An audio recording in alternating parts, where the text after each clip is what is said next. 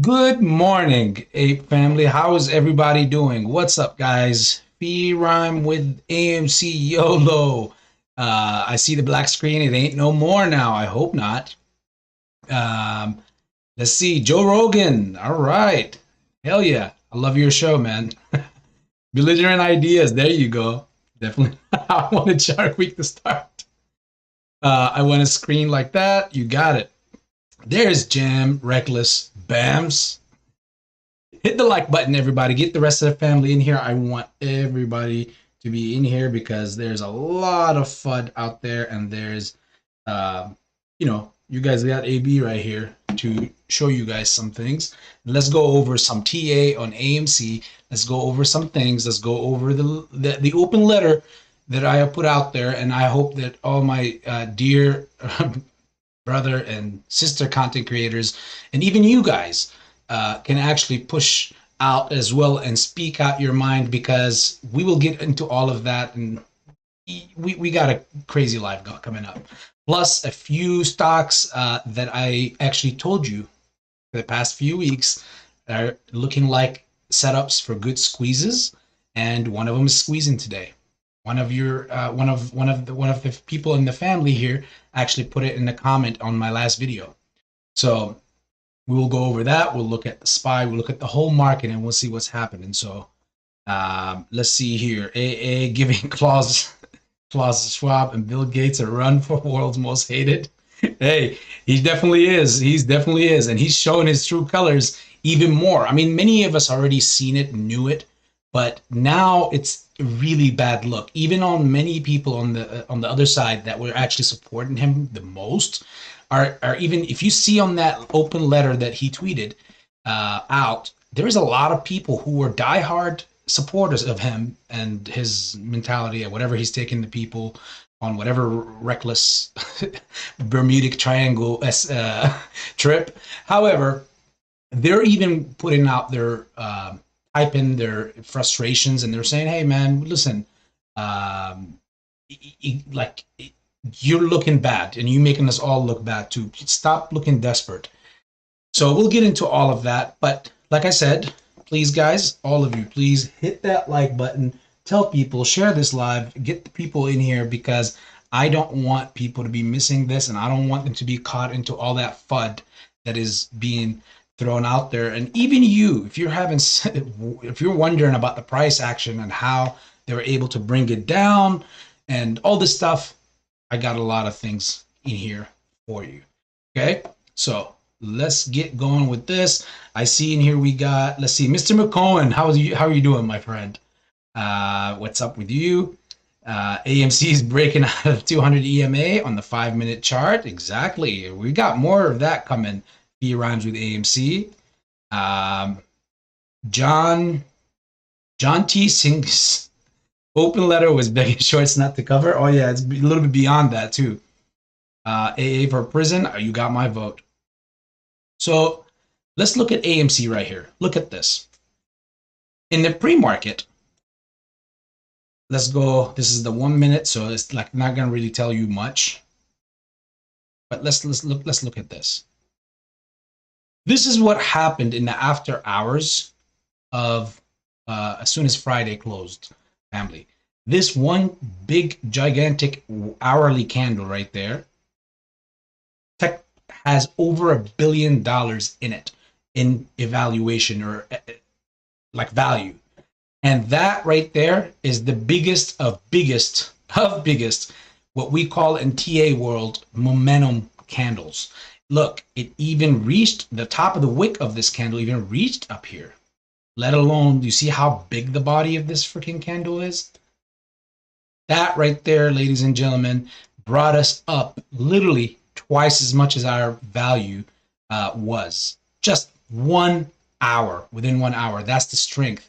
That's no ordinary buying pressure from one person or a group of people or whatnot. No, this is buying pressure of a bunch of freaking shares based on the release of that Judge Zern decision on that settlement not being approved. There is some shorts that were basically saying, and you guys remember 2 weeks prior to this moment, July 21st, was the only person I was telling you guys watch for. Literally 2.5 weeks before that date, I was telling you guys there was millions upon millions of dollars worth of put premiums deep in the money to hold AMC within a range at least until July 21st, and something was big was gonna happen.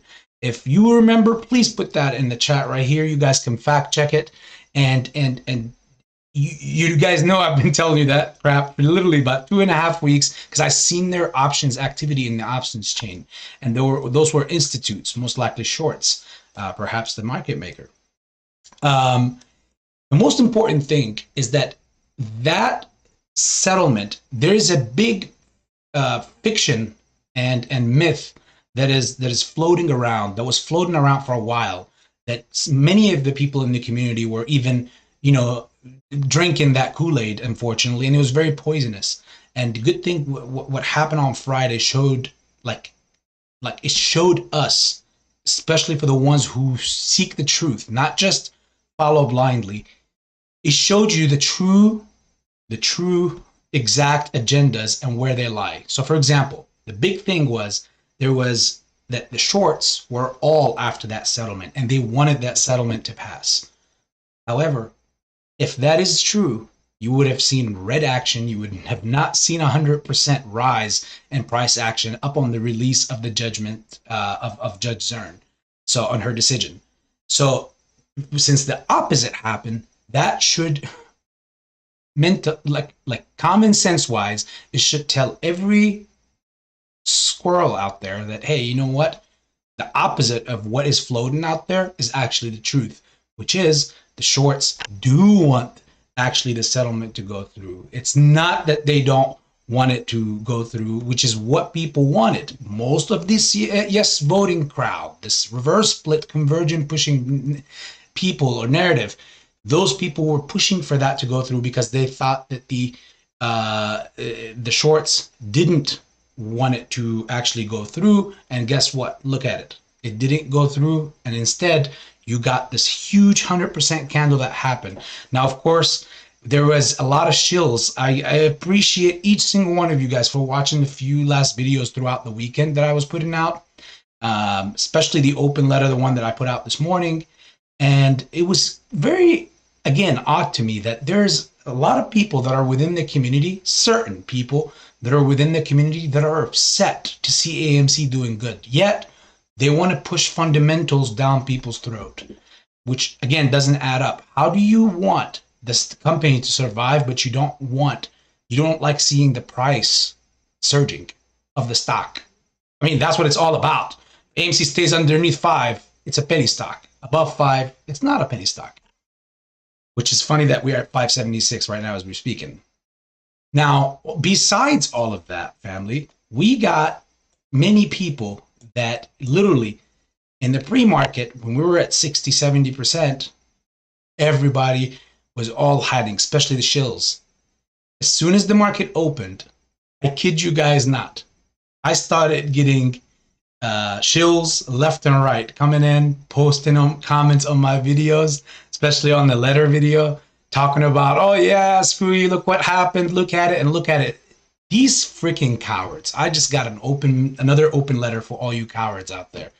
Where were you in the pre-market? Where were you in the aftermarket on Friday?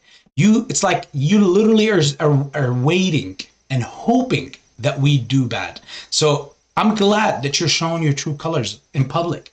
Please bring all the negativity you can, because once you do, everybody will write you off and everybody would know really truly the true agendas that are flowing out there. The most important thing about this action right here that happened after Judge Zern's judgment and decision on that ruling was that it exposed, through Money Trail, it exposed the true narratives and what's facts and what are opinions and what is FUD. Once again, if shorts wanted this outcome, the price would not have gone up. The shorts want to get out of this. The shorts want to make money. They don't want to get obliterated. They don't want the price going up. It's always the opposite. That's why it's called freaking shorts. And I will show you guys which shorts are really exposed, which ones are defending for the dear life. I will show you all that, all of that stuff, guys, throughout the TA today. And just basically brace, and let's see basically what happens as we go on this ride. As we are already at 137 million in volume today, which is a huge, like we're just about almost 10 times more at this point. It's only 12 above, like 10x our usual volume. So it tells you right here how much selling and shorting have happened just to try to maintain us right here, and we are still above the $5 range. This is huge. Personally, I have options, a lot of them, on this play, as I did back in June of 2021, made a good amount on that.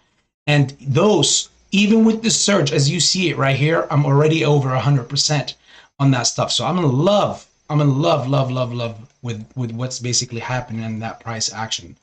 1 second, let me see what's happening over here with the SPY. Okay, good, it's being maintained. We'll talk about that as well.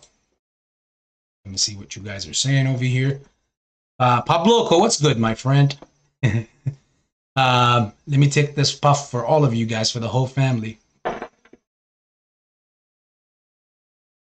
Yes, Flarpy.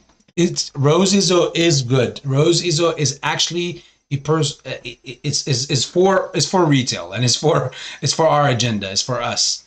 Aaron, it must be super expensive for them to keep pushing the price down. Hell yeah, it is. Hell yeah, it is. It's super freaking expensive. They gotta go through cost to borrow being at this price, and on top of that, each single one of them, put yourself in their position right now. Not that you really want to be in their position, but put yourself in their position right now. And I'll show you in the TA in a bit which ones in particular are actually really sweating blood right now, because there's some that are already underwater as we are speaking right now, but some are actually even more worried, and they're bigger fish. So all of them right now, even the biggest of fish, like even Citadel. I know we all have a thing for Citadel and Kenny Griffin, and we all do. And trust me, I have the biggest thing for Kenny G. But even him right now, he's extremely worried. If I was in his position, again, not that I ever want to be, I would be worried that somebody is going to break. Somebody other than him is going to break. They're all thinking right now, who's lying to me? Again, there's no honor amongst thieves. When there's all these thieves, there's no honor amongst them. So like, they're all must have had a pact. Remember when the DOJ proved that they were all doing this on the same page? They were like talking with each other back in 2022, last year, when there was a DOJ investigation, and it proved that they were all operating on the same page. They were all doing the same things, like they were interacting with each other, saying, hey, guess what? We're going to go on this AMC at this price, and we're all going to dump at this price so that strategically we can dump it really hard and all that stuff. We're going to do this to SNDL, and we're going to do this to GME. However, that's in the good days for them. Now that they're all under pressure, each one, that's the nature of that beast, people. And again, there's no honor amongst thieves. Each one is wondering who's gonna fuck the, sorry for the F-bomb, F the others over. And if that's the case, why shouldn't I be the first one to get out? At least I could get out alive. That's really what's going on in their heads right now. And as you can see here, if they were able to push this further down to, like, let's say 3. If you guys remember, over a month ago, I was telling you guys that at that point where we were at, without any, of course, reverse split happening or conversion, that we were already stagnant at around our bottom. We filled our gaps we needed, although there was many channels out there telling you, oh, we need to rip off Band-Aids and pain, and we're going to go lower. I was telling you guys over a month ago, there was no lower. In fact, we are so close to crossing our 200 EMA average, and you guys can all call it here. I was telling all of you, we're about to have a golden cross on the charts. And of course, I know a lot of people are not too friendly and happy about charts, and they're like, I don't like charts and all this stuff. I don't think it works, because of course there was a lot of FUD stops that were out there giving people wrong intel, because they don't understand how TA works, and they were already using it wrong, so therefore they wanted to give it a bad rep and make it look bad instead of actually owning up to the fact that they suck and they don't know what the hell TA is. This is what smart money uses. This is what companies use. People go to school for this stuff. If that's the case, if it's all BS and FUD, then it wouldn't be the case, right? However, as you can see here, right here, guys, this is just, let's get our feet wet right here, okay? Let's just get our feet wet quickly. Right here, if I take out the pre-market, this navy blue right here is pre-market, people. If I take this out, we need a lot more price action to see this materialize. Now, one thing we did is, since we broke right here through the 200 EMA already on the hourly, on the even on the, as you can see here, even on the 5, we're coming down and we're going to meet it. I hope we do not break underneath it. That's what they're going to be trying to do. That's their best. But as I can say here, on the monthly and on the hourly, we already broke through it. This is a clean break. Now, I will definitely, fundamentally in TA, you always look for some sort of retest, which I expect at some point to happen. Some sort of retest somewhere in this area of the hopefully the 480, 85 range, and hold that, which is again almost $1 away from here. I understand. Which again, look, they dropped us from $8 from the pre-market and the after market of Friday. So it's not that they can't do it. It's just super expensive for them. And I would love for them to do that, because what would that do? You're probably wondering, like, what, AB, you want them to bring the price down? Well, not that much. Just to retest this. Why? Because it's costing them to do that a whole lot more. The indicators are extremely hot. Right now, the stock is, like, as you can see right here from that one move that we had in after hours, that one big candle right there, that took us over about 100% up, have gotten on the hourly, has gotten our RSI to be over 50, and that's, in my opinion, a little bit overbought. We even peaked above that, way above that, to about 97. You see how much it has calmed down? It came down to this much, and I think that now, as long as we continue to consolidate and not drop tremendously, at 563 is still about, we're up about $1.30, which is a huge, again, every penny counts, people, when there is shorting on the table and there's people that are drowning. These people have millions and millions, and some even have billions of dollars on the line. That's not even counting the ones that are not, that have been playing naked shorting game, that they're technically on the hook for, but they might, all those nakeds might add up to some unbelievable number that no system can fathom. This is exactly why we've seen so much corruption for 3 years so far. I expect nothing less. But, however, I would like this to calm down a little bit more, as it did calm down a lot from the pre-market today. And they brought us here. As you can see, they're taking their foot off the gas because it is extremely expensive, and it's very risky for them to use all their artillery and all their bullets and ammunition just right here in the first hour of opening. We're only been less than 2 hours almost now going in since the market opened, about 2.5 hours. And guess what?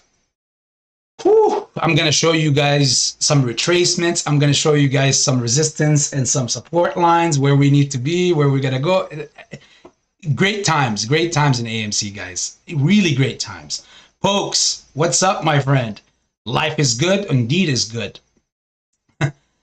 What option dates? Ah, man, I can't tell, of course, no financial advice at all. I can't tell what to get, what not to get, what to hold. But I'll tell you this, I play so far out, especially on a stock like this, because you got to expect that they're always going to move the goalposts. Even when you're correct, they can make it come out not correct.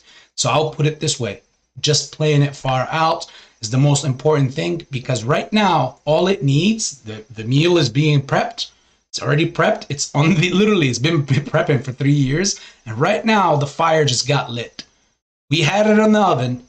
It was not on. We turned it on back in June 2021, and we know what happened and who came about and who started dumping water and shares on that run. Unfortunately, the same protagonist that right now dropped a letter in the pre-market saying an open letter Oh, please, people, we need this to survive and all this stuff. My open letter video, I applaud. I really ask all of you in here to perhaps please watch it. It tells, it makes it, hopefully it tells you common sense as how we all can come out alive. How can AMC come out perfect, and how can retail come out on a winning end as well? To listen, we all want AMC to do great. Okay, we all love freaking AMC. Otherwise, we wouldn't have been here for 3 years. On the previous pumps, we would have probably gotten out, most of us, and just treated it like another pump and dump play. But the reason why we didn't is because we all love AMC, at least the ones that haven't gotten out to do any other stuff, whether arbitration or whatnot. You know, I think that arbitrage is I can't say nothing about it. You do it, no problem, do it. But I personally am against the idea of selling out of AMC to buy the arbitrage. Then that's no longer arbitrage. That's more like breaking one side so that you can rely on the rest of the common stock shareholders to hold your bags while you're trying to fleece them for a couple of dollars less elsewhere. I also in the past have explained how that could be a complete fugazi mirage and illusion that they're pushing out there. Nevertheless, please watch that video from this morning and please share it or even tweet it to Adam Aaron, because I know a few other of my fellow content creators are going to do the same thing. You might have already seen Mike the Marines has put out his open letter also to Adam Aaron. Since it's all about open letters as of now, why don't we all put out open letters to let him know that, hey, guess what? You can actually get AMC to survive, but just not only at our expense since freaking 2020. We both can win here. And I outlined to him a perfect way of how he could do that. Back in 2021, the community and retail did not benefit. The board did. Adam Aaron did. His kids did. Those are facts. Don't let somebody try to sugarcoat stuff. No, they did. And on top of that, us keeping the movie theater around and alive, because if it wasn't for retail, AMC wouldn't be around here as we speak today. And on top of that, he needs to be super happy that he was able to keep a job that on average he was making between $15 to $20 million a year on average. You know, on a business that he's so far making an open letter talking about, we're going to die. We need your help. We need to sell equity and all that. Well, why don't you start getting paid less if you care about the company so damn much? You know, you already fleeced us back in 2021. You've done it by raising the float a lot. Then you sold all the shares that you had and you went and basically spent the money at I'll compare it, for example. He spent the money on nothing, technically, just about nothing. CEOs got to get creative to make money on their own for their company. It's not that narrative that some FUD stops are giving you, that the only way to do it is through their own shareholders only. Maybe once, but only through your shareholders. It's no longer saving the company. It's fleecing people for cash while the company lasts before it gets either tarnished, bankrupt anyways, after fleecing so many people in the process of doing so. Glock, what's up, my friend? Let's see. Nuck Lang threatened to dump Ape. He didn't win settlement. We'll go on, Adam. Hey, guess what? What was Ape created for, guys? The thing is, he threatens to do something that he should have done anyways. Guys, everybody needs to hold this clown to his words. The reason why he created Ape and shoved it down our throat was to pay down debt. We all agreed to it. We all paid for Ape. We already paid for Ape. Why do you think the price of AMC came down? The market cap dropped. If you look at any chart right now, you'll see that it's no longer the all-time high is 74. It is 44. Why? Well, I'll tell you why. Because the market cap got slashed. Since the first wave of Ape had to be created, it needed to be given a value. Where did that value come from? He called it as a dividend, but technically it came from our own pockets. We all paid per Ape, from each AMC share, roughly around $7. And guess what? When he was initiated, he could have sold at 7, could have sold at 8, he could have sold at 9, he could have sold at 10. He didn't. He created the damn thing so that he can go ahead. What's up, Scott? Thanks for subscribing. He created the damn thing for the simple fact of dilution, not for arbitrage, not for no convergent and reverse split. He created it for dilution. And then he decided to hold on it, sit on it, not sell it, do nothing with it. And guess what? He ended up now saying, you know what, guys, I'm wrong. There's forces out there that mean to do us harm, and you know what? We need to do this. No, nobody. This is like, okay, like, fool me once, shame on me, shame on you. Fool me twice, shame on me. And that's not going to be the case. This is cool. Look at us. We up 30%, people. A lot of people are hurting. Take my word for it. And see these lines? I'll tell you what these lines are for soon. But I had to just get that stuff out the way.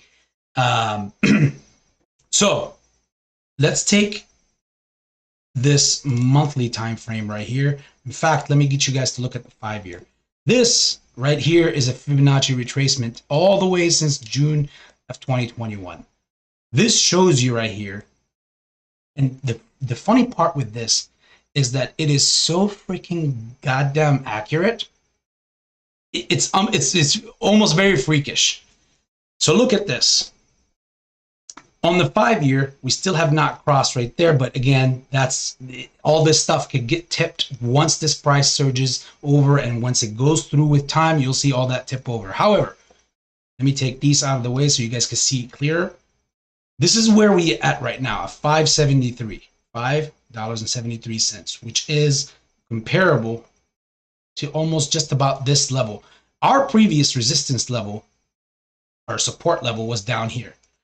When we launched in the after hours in the pre-market, we launched all the way up to here. That's what's crazy. We literally launched all the way up to here. So we broke through resistance levels like it was nothing. But that explains that long wick that we had right here. Remember this long wick that I was talking to you about? That right there is from 737 all the way to 876. And of course, some shorts and institutes that are over leveraged needed to bring the price down instantly to within some confined zones and important zones of supports and resistances. This is basically, guys, when you look into the TA, you're like, okay, well, how do you know that this is supposed to do what these people are trying to do mentally? Well, this is telling you where the money is moving and how it's moving. And when it moved, whenever there was a certain price. Now, once you see the money trail, guess what? You're able to tell what somebody is doing, the truth of what somebody's doing. Because somebody could tell you, hey, I'm going to go do this, but they could be lying and drifting. Most of the times they are. But money does not lie. Where they put their money does not, they can't lie about that move, because that speaks louder. So, as you can see here, this is our support so far, which is where we have been as far as our 52-week low at 377. And every time we touch this level, even if we go back to the past, every time we touch this level, we relatively held this level really strong. This is why I extended it to right here, from the top to the bottom of where we at right now. Because the past could be, okay, old algorithms that could be repetitive, but it really is not. Like, there's many of these algorithms that are not rhyming with this anymore.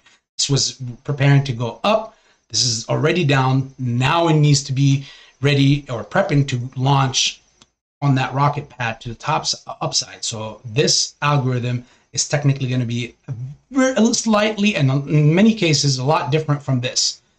So anywho, seeing that we are here, now they are trying to do basically whatever they can to make sure we do not, first of all, break the 607 level. The 607 level, if I go back to 2020, people, this is literally where AMC was in these ranges. It was around the $1.99, $2, $3 range. And when it took off, it went off to the 607 range. And then when it broke to the sevens, that's when it started creating the hype. And that's when, like, between this level and this level, that's when people started really coming on. Back my time, when I first got in September of 2020 into this play, these are the areas. I saw this. I just didn't believe all the way up until I saw this, because I will show you guys also, as I've been teaching in these past few months, TA to some of you guys who come to the lives and the day trading section, then you guys will see what I've been telling you as far as the fundamentals of knowing when to get in and when to get out, as far as what AB does. So now we break this. Let's say we break the 607, okay, which is what they wanted to bring us under until the market opened in the pre-market. They needed to bring us underneath this. So now if we broke this, the next level of resistance is going to be the $7, okay, which is almost roughly about $1 and like 9 cents away. Now, if this breaks this, and we get here, we form some sort of resistance again, and then we break down, but we hold this.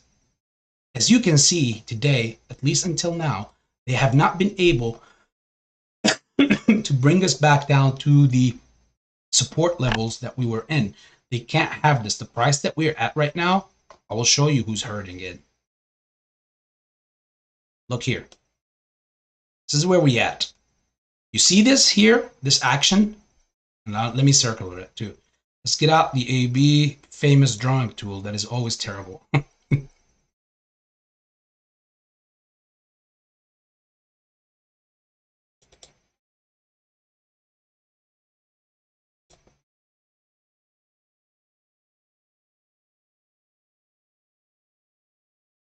Okay. You see this group right here? These are the people that shorted AMC. As you can see here, the red action. Sorry, I was getting a phone call.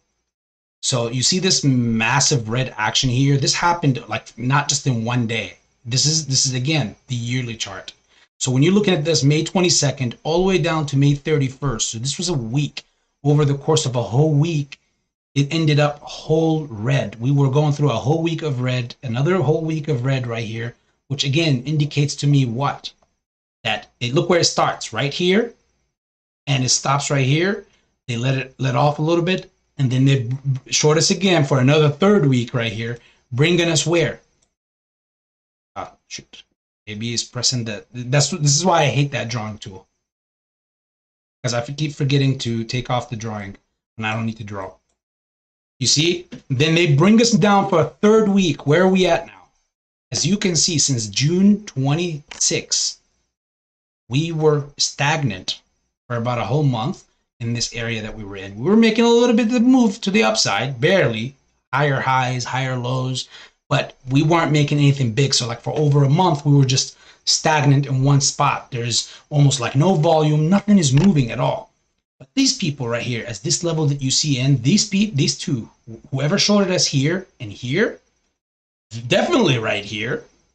Let's get out that annoying drawing tool again. These people are already underwater. These people are the people that these guys and these guys are worried about. Now, these guys down here are worried that these two guys would cave in and say, you know what? This guy is saying he's already underwater. This one is, he's on his last breath. And these guys are already losing money right here. Literally, at this position right here, at this moment in time right here, they're losing money, but they're not being obliterated yet completely. So this guy and this guy are worried. This guy's worried about this and this. This guy is worried about this. They already kind of don't think about this guy down here. They already take it as he's dead already. Now, this guy being obliterated could easily also explain why we have this right there. Based on that news release, this was the first person of contact. This is the first person that's like, oh shit, okay, let me get out of this before this price starts spiking up. And by doing so, he brought this price right here. And now this guy is under. Now this guy is wondering, can I trust this guy to stay in this fight until more reinforcements come on the way, until Kenny Griffin, Kenny G, whoever, Virtue, whoever else, other criminals come on the scene and try to help us? Will they help us? Will they lie to us? Will they say, oh, we got you, and then next thing you know, they all go and cover, and then now you over here take the biggest boner of all boners probably the stock market has ever seen. So now this guy, again, how could you If you were in this guy's position, how could you trust this one to not go ahead and close their position before you? And then, because if they close, the price will be somewhere in the freaking 8s and 10s. And this person right here would be on, again, the crazy thing about shorting, guys, is that it is not finished. Your losses cannot be capped until you close the position. So here's why we're talking about diamond handing. Well, the big thing about diamond handing, just to remind everyone, is that when this guy gets screwed and he comes to us looking for shares, nobody's selling. By being margined, he has to, or he or she has to get the shares. They have no choice at whatever price. So the price starts going up because there's higher demand than the supply. This is why we're saying we do not want dilution. This is why we're saying, from an investor's perspective, from us retailers' perspective, not the backs and the pockets of the freaking board and the company, but from the investor's perspective, we do not want dilution, because that gives this guy the shares that they so badly want at much cheaper prices, which means when they're out, this could end the storm, and this guy could say, oh, that was so close. If that wasn't dealt with and the price kept going up, now I'm screwed. Now I got to do the same thing. And guess what will that do? That will bring this guy next. They're all stacked up behind each other. Oh, there's the drawing. See, they're all stacked above each other. Right here, right here, right here, right here, some more. And it could be the same person reinitiating and doubling down on their shorts, which we know has been the case in many ways for many of them.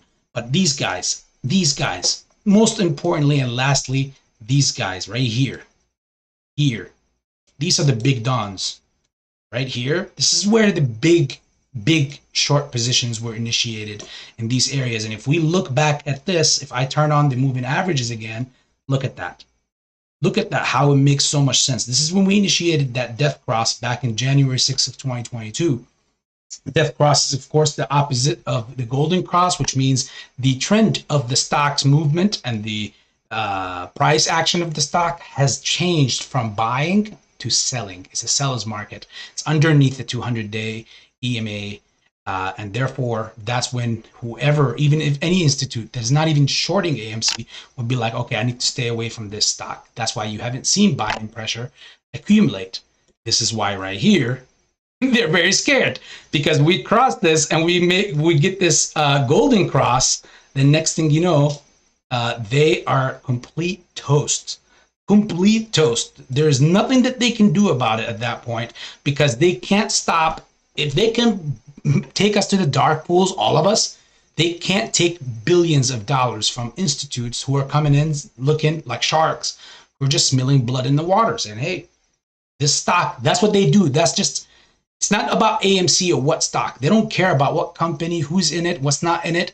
If it crosses the 200-day moving average, it's a chance for them to make money. They just go with analytics. That's how it works in that world, in that side of Wall Street, you know. Of course, most of them are terrible, but not all are bad. They all are looking for opportunities. Most of them look for opportunities to enjoy, to make some money. At the end of the day, it's all about money. That's what it's about in that business. In that, now, whether it's on the right, we're on the right side of it or the wrong side of it, for them, they just see money, dollar signs. When they see it, they're jumping in. Who's that going to screw? The shorts. They don't want that. That's more buying pressure. They need the shares at the cheapest price. This is why we always say, this is why ABE always says, you know, I won't speak for anybody else, but I'll speak for myself. I hate dilution. I hate reverse splits. I hate freaking convergence, because, at least for now, while we're all still on board, because all it does is it dilutes us. It comes out of us. And even afterwards, why do you always also hear me say, even if the reverse splits go through and the convergent, I will hold through, but I would know what my expectations for MOASS is, because what I just explained to you again in detail, I've done before in the past, and I'll do it again over and over. When there are shares, plenty of shares available, for on the market for shorts to gobble, then what would they need you for? Why? What would your diamond handing do at that point? They don't need your diamonds. At that point, they can go get it straight from the source. Think of it like a store. Somebody's putting out on the whatever, like this store, like let's say Kroger's. I'm in the area where there's Kroger's. I don't know. Some of you guys don't have Kroger's there. However, Kroger's have a deal on milk, and that 2 gallon of milk is only for $1.50. I know you guys are like, oh, okay, I'm going to Kroger's. Blue cap. And you got Walmart's, and Walmart's got the same thing, but it's for $2.50, $1 extra. Where are you going to go? You're going to go to the Kroger. It's common sense. Now, I could be Walmart in this case and say, you know what? I'm going to hold on to my milk. I'm not going to sell it or downgrade it to $1.50. I'm going to hold on to my milk. Somebody will come and buy it. Guess what? Ultimately, Walmart ends up losing a whole lot more money, and all their milk goes spoiled because everybody for that whole week, if that promotion was going on for a whole week with Kroger's, was going to buy it at Kroger's. Kroger's could easily be just selling it at cost. They're not even making a profit out of it. But the reason why they're doing it is because they know that by bringing foot traffic, there's very high odds that whoever's coming into their store is not just going to walk in and get that gallon of milk. They might get a pack of chips. They might get some frozen chicken. They might get this. They might get that. And that's where they make their money. Plus, they earn a new customer from the entire market. They just lured them away from them. In this case, it's even worse. When the shorts have one stop to go to, we're diamond handler like, no, I'm not selling you these shares for no damn whatever. $5. I'm not selling you these shares for $20 or $15 or $10 or $6. The shorts are at this point and say, okay, fine. I don't need to get anything from you. Why are we even talking? I'll just go straight to the source if there's a lot of shares. And the company, this is what blows my mind, that the CEO himself is saying, and even in that open letter, he's said it many times before, but in that open letter, he's telling you over again that we need massive dilution. We need massive dilution so that the company could survive. He literally is telling you that for the future. So he's basically telling you he's going to dump a whole lot of shares. You go to any of these footstops that are pushing that narrative to people and ask them, hey, how many shares are they going to dump? They're all of them unanimously are going to tell you, we don't know. We just hope it's not over X amount of shares or a billion or whatever, 400 million or a billion or whatnot, because that will massively give so many shorts, especially the ones that are underwater right now, out of the hook completely. At cheap prices, everything will go, we'll cover underneath the carpet like nothing even happened. Bada bing, bada bong. Everybody goes home. You can keep your diamonds and you can diamond hand to what planet? Instead of the moon, Uranus.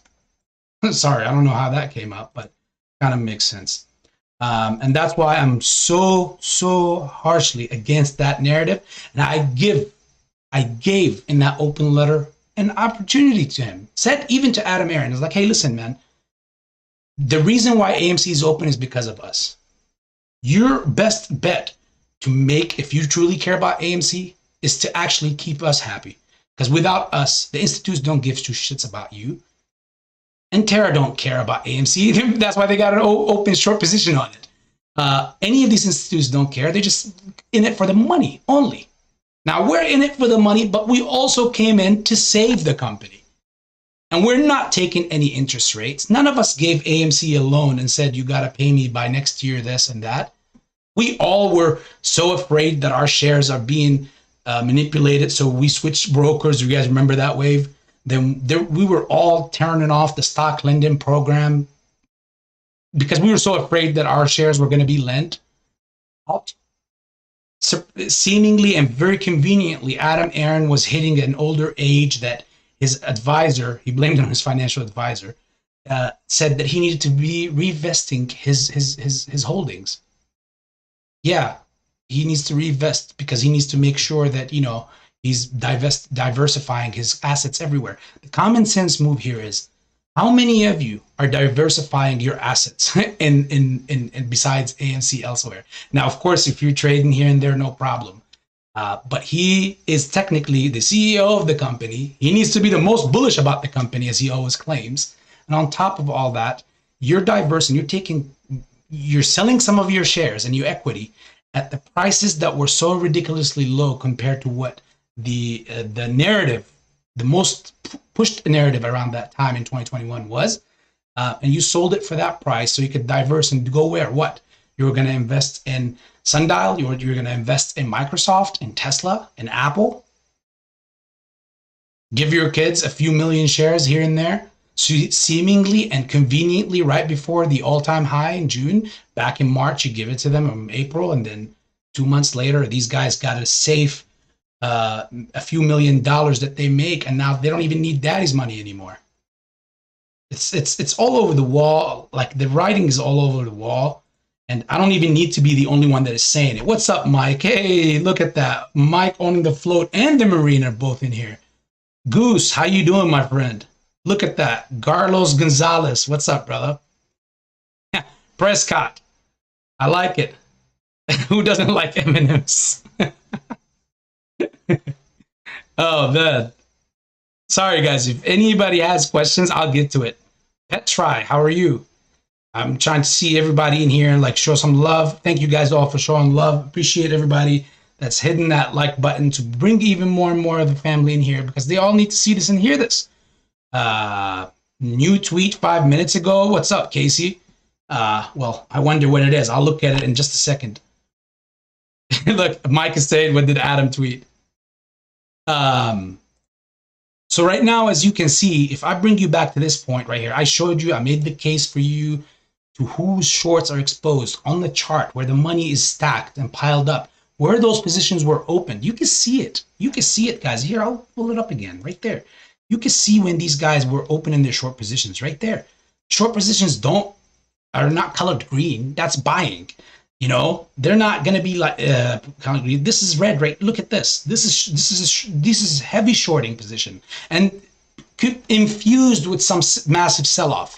But like this for an entire week from the 7th to the 14th, as you can see, February, this is shorting. This is shorting. This is right here. Very practiced, well off. I remember back in 2021, in between these lines that I'm showing you right here, guys, that right here, we're tapping on that right here, on this resistance. If we can make this our support next, I want you guys to be constantly informed. I really, from the bottom of my heart, and I will be here with all of you guys. Look, I'm sweating right now. But I want you guys to be able to see, this is not going to be the thing where it opens up and it's already at $1,000. I would love, look, so many of you are like, AB, you're saying that's your number? No, AB has no numbers, and that's just a number hypothetically I picked up, okay? It could go there, could go for much higher, it could go, who knows what price. At that point, it comes down to all of us and the general sentiment of people holding and selling. Because again, if the shorts are margined, they got to cover. People own the float. And the crazy part is that's what's killing the shorts, is that there's no other alley they can get these shares from. No other place. The company can't issue any shares for them. What happened in 2021 is only going to be much worse, where they were able to stop us at 74, where the wrong insinuation, where some footstops are pushing to people saying when dilution was issued, the price went up. Do you know why the price went up? It was for the wrong reason that these footstops are pushing to people. Yes, the price did go up, but it wasn't because of the dilution. It wasn't because they sold shares. It makes no sense. Come on, people. Think. Use your brains. Don't let these footstops give you half-assed effort and then let them get a point across. It just doesn't make sense. The reason why it went up is because some of these shorts right here, when the company issues shares at such a cheap price of $12, $14, $18, $32, even $40, these shorts right here will be jumping all over these real minted freaking shares to cover with. When they're covering, what is short covering? It's basically buying back shares from the market at that current market price.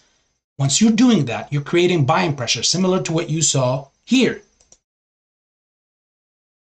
In this candle right here, this is buying pressure. So if somebody gets their hands on a bunch of shares at these cheaper prices in the 4s and the 3s and whatnot, guess what? When they close their short position and it goes up like this, people will say, look at that. The price went up because of the dilution, but really it didn't. The price would have went up much higher if there was no such thing as a dilution like that. Because if they get margined, like dilution makes sure there's no margins. Take it that way. There's dilution, that means there's excess amounts of shares that are being available on the market. Nobody gets margined, because before they get margined, they go and get the shares they need for the amazing prices that they can get it for. Because they know that we're greedy apes. We're diamond handing. That's what we're all talking about. So they go to the source. The source gives it to them for cheap deals. They're like, okay, they're not going to sell to you for high. Come here. You can get these. They're real. They're not knockoffs, but we're going to give it to you for much cheaper. We're going to give it to you for 4. We're going to give it to you for 5. We're going to give it to you for freaking 6, and all that kind of talk. And at that point, when those people buy those shares out, that creates buying pressure. So the price goes up. But was that because of the dilution? No, it's because you gave them buying opportunity at that low price. So that's why you would see a rise, but it's nothing significant. That explains that's the real explanation of that dilution. Now, when there's no freaking dilution and we got margins on the floor, and the only place they can go to get shares is through us, family, we are the people who dictate the price at that point. And that's their biggest nightmare. That's the only time I would call it a MOASS. If there is any sort of fundamental selling or sell-off, or if there's any sort of fundamental liquidation or dilution or any of that, whatever run we have, to me, it's considered a run. It doesn't matter what the price is that we go to, because I already know that I would always sell it for much higher than what the company is selling it for, or for what any institute is willing to sell the shares for. They're not in it for no MOASS. I'm in it for a different agenda. I'm not pushing any of that agenda on any of you guys. I'm saying what I'm saying on my zone, and whoever is on that boat, the same boat, hey, we gotta make sure it stays afloat. That's the way I see it. Right? Isn't that right, Mr. Owning the Float? You just say your anus? Yes, I did. Bananas, huh? So that's the reality. This is the true narrative of what dilution is. Price goes up because somebody gobbled those shares and sold them. It's not because they bought those shares and because dilution, the price goes up. Well, how does that make sense? It's because somebody bought them, price went up, buying pressure. But unfortunately, look where the buying pressure happened, at such a low valuation. If they're margined and they have nowhere else to get the shares but through us, I mean, I know you guys are probably like right now having like a wide smile from ear to ear on your face as I said that statement. That's what I'm in it for. Them coming begging for them shares through us. That's what they deserve. And I even pointed out in my open letter to Adam Aaron, how could that happen? Hey, stay true to the only individuals and the only characters that stuck true by you, that followed you, that did everything you said, treated you like freaking Moses, and followed you through the sea. Only you did not even break the sea in half. Instead, you're actively trying to drown the people in the sea. So they followed you to their freaking land of torture, not milk and honey. But all he has to do, shelf off the freaking reverse split. You saw what the news did. Look right here. Don't believe me? Look at this. Judge Zern announces no settlement is not right. This happens in 1 hour. Over $1 billion worth of market cap goes straight into AMC and APE. Guys, don't think that I'm saying all this. Yes, I'm all AMC because AMC is the play. However, don't think that I'm like bad, like negative about APE or whatnot. APE, the only thing about it is that it was simply created so that it can be the piece to dilute, so that our main positions in AMC do not get diluted. Our share count was not going to go nowhere. I sacrificed my value of each AMC common share in the pursuit and only to give to Adam Aaron and say, you know what? I'm going to do you another solid. You've been constantly coming back to me, turning back and saying, hey, dog, I need some money. We need some money. Time and time again. And this last time I was like, you know what, bro? I'm going to be your right to die. Here, do what you got to do. Take money out of the value of my AMC share, which at that point in time helps the shorts because it brings the share amount lower. It brings the price. We were, if you remember those days, we were in the 18s and the 19s and the 17s. So by issuing APE, they had to derive that money from the market cap of common shares of AMC. And I was one of the people that said, you know what? Okay, if the company needs it, because he said he needs to dilute, I was like, look, I'm not going to let you dilute AMC. For me, I was like, I'm not going to let you dilute AMC. No common share dilution. No, that's not happening. That's what shorts want. Shorts shall not have that. Okay, you guys don't want to give me that? All right. That's what he was thinking. All right, well, we need money. So he came up with APE, and I was like, you know what? Okay, this guy is persistent.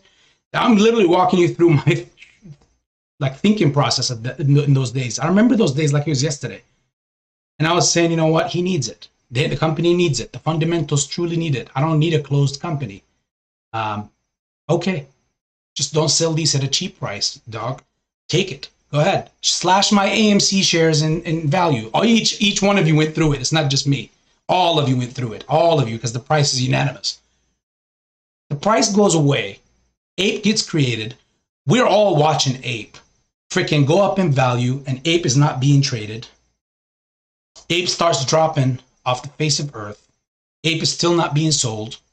APE gets freaking whatever, $2 or $3, then a little batch of it gets sold. And then ultimately, the majority of the APE float, or the majority holder of what at that moment is Entera. He sells them over 200 million shares, 68 cents. I felt like the biggest pig in the world at that point, donkey. Because at that point, you took $7+ per share from me to create something that you're going to value at 68 cents to somebody else who's also shorting me and you. I might have felt ripped off, and I feel ripped off, but you're the true thief, and you're the true jackass. AA, that is. How do you take, if you're a CEO of a company, you just got played. At least have some dignity for your craft. You took $7+ per share to create something, an entity, which is APE, preferred equity.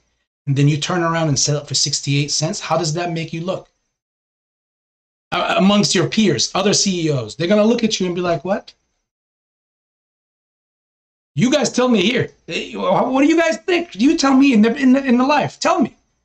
Tell me. What do you guys think? How would you feel about that?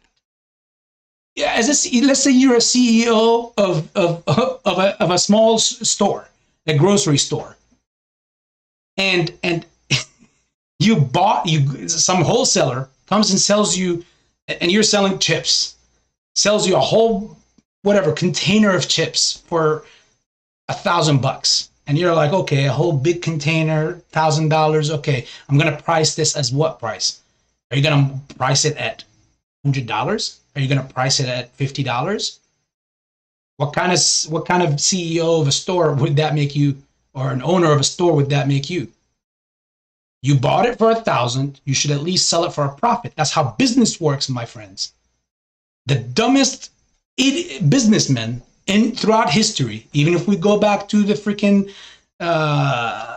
beginning of time, even to the days of just trade, bartering. Oh, I'll give you my chicken for whatever, for your goats. Okay, one chicken is too much smaller. It's too much smaller than that goat. So how about I give you 25 chickens for one goat? Okay, fair deal. Here you go. I don't know the value at that point, but I'm just making sense here. It doesn't make sense. One chicken for one goat. It's too little for too much.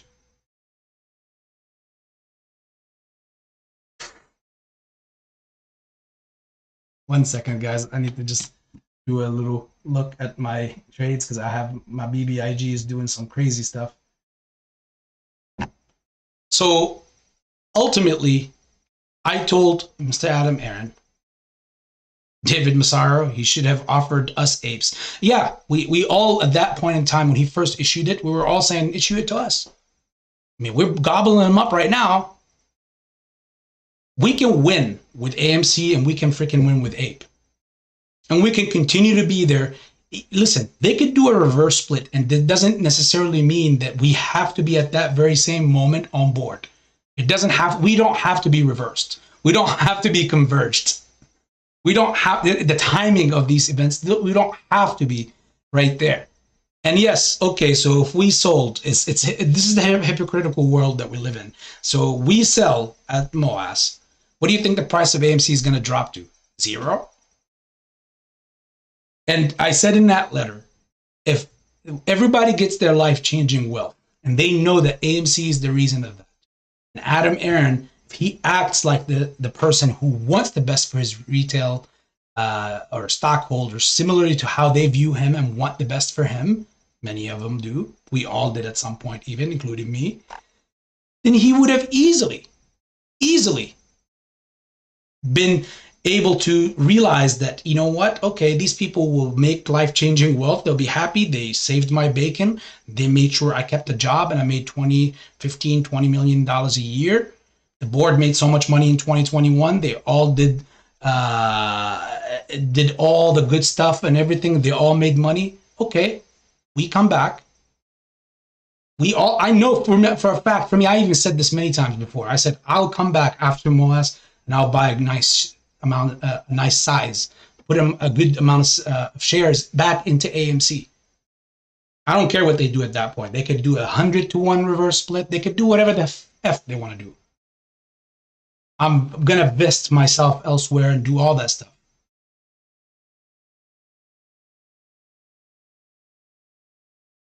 Bro, if AA only offered retail holders shares, APE institutions would sue and say it hurt them. Okay, then what? We are wrapped in lawsuits again like we are now? I don't think that's very precise, Gorilla Grodd. I love you, my brother, but that's not precise. Thing is, if he came in and sold it straight to the shareholders are retail and institutes, but it so happens to be that we are the majority. There is no such thing that can get a CEO or a company sued. No law that can sue a CEO because it's not like he had to go, and Terra came in from the outside to within to get those freaking shares. If he said, I'll sell it to whoever, whatever institutes was in would have gobbled those up.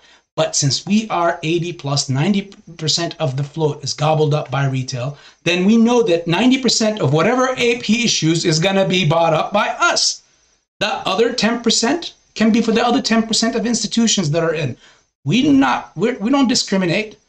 If some institutes want to be down with the apes and they want to be down for AMC, they can get some too. I'm not closing the door on nobody, but I'm definitely trying to close the door on freaking shorts. Don't give your enemy the weapons they need to tear you down. And there is nothing that any company could sue. Like, for example, if Microsoft wants to buy APE, okay, as he was issuing it, if the company said that they will issue these prefers, and they did, the first round was issued, you get 1-for-1, they had all that stuff. If he continued to issue shares very smartly and contain how much he could liquidate or issue as far as APE shares, so he doesn't obliterate the value of APE itself as well, and said that he will sell it to current holders. It could be anybody, current holders, whether retail, institutes, anybody. It just happens to be into our favor because we are the majority holders. So wherever he's going to sell it to, majority of it is going to come back right to us. And we're not going to be, as you can see, as we get 3 years later, we're all still here. We're not the ones that's going to basically turn around and stab them in the back. We're not the ones that are going to let go of the shares over to somebody who wants to share the short the company.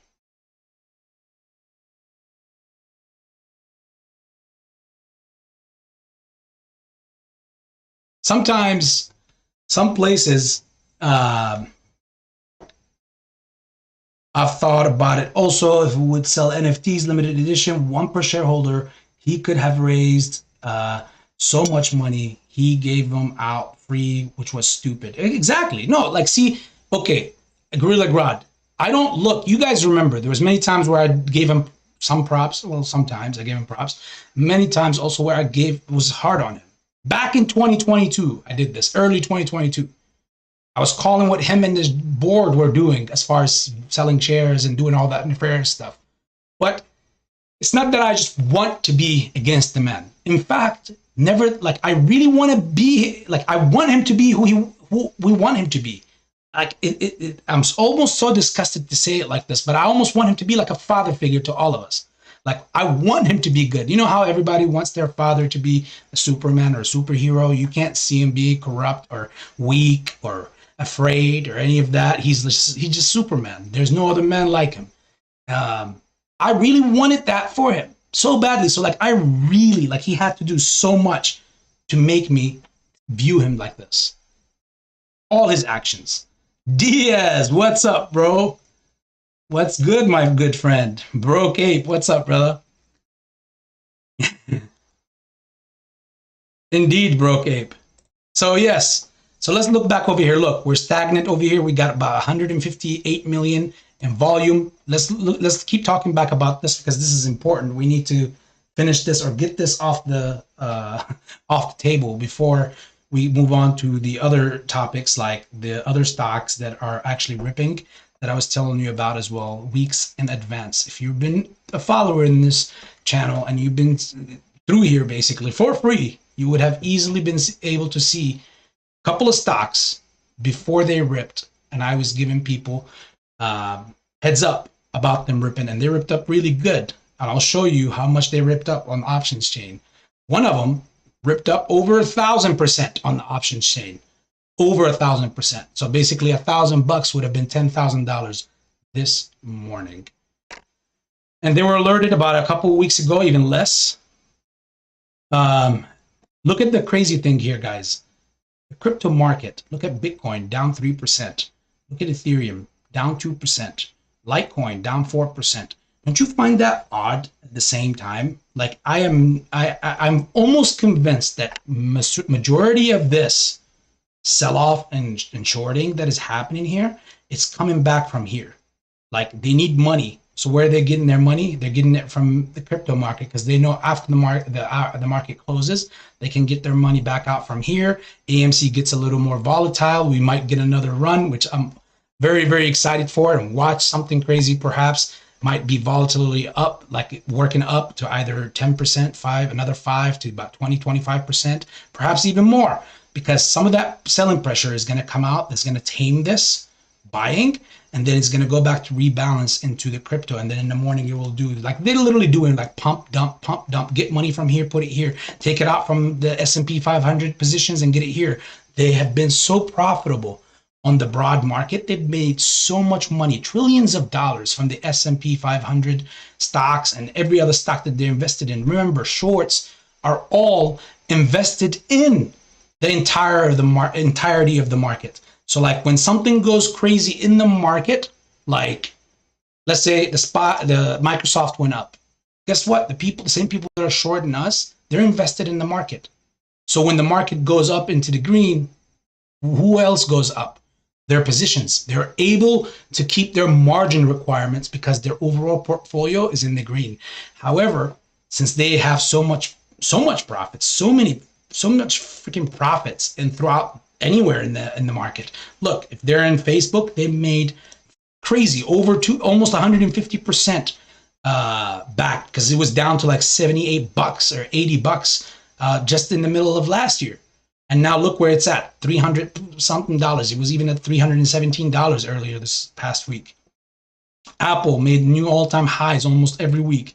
The SPY is inching there, close to there. In fact, we'll talk about that, and I'll tell you guys the important level that we're at. Some of you might remember from last stream from last week. Look at Tesla rebounding up here, doing this. Some of you and one of you in here knows that in the pre-market was telling you exactly and about this, what's happening here, and you can fact check me. None other than Jam Bams, Reckless Jam Bams. You can fact check exactly what the hell I was telling you in the pre-market that was going to happen. And you can see it happening right here, right now.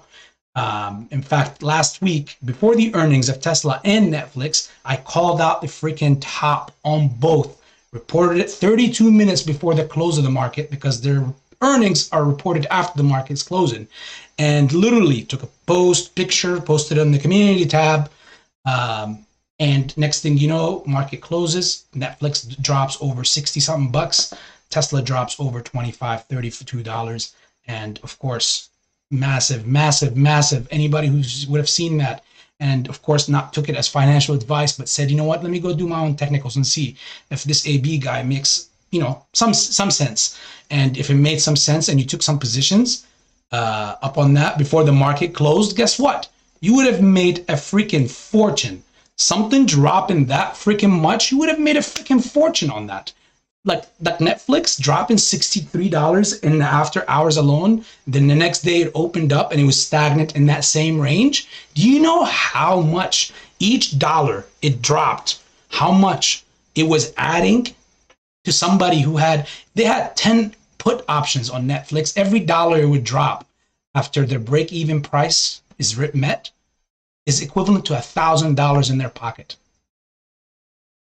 Exactly.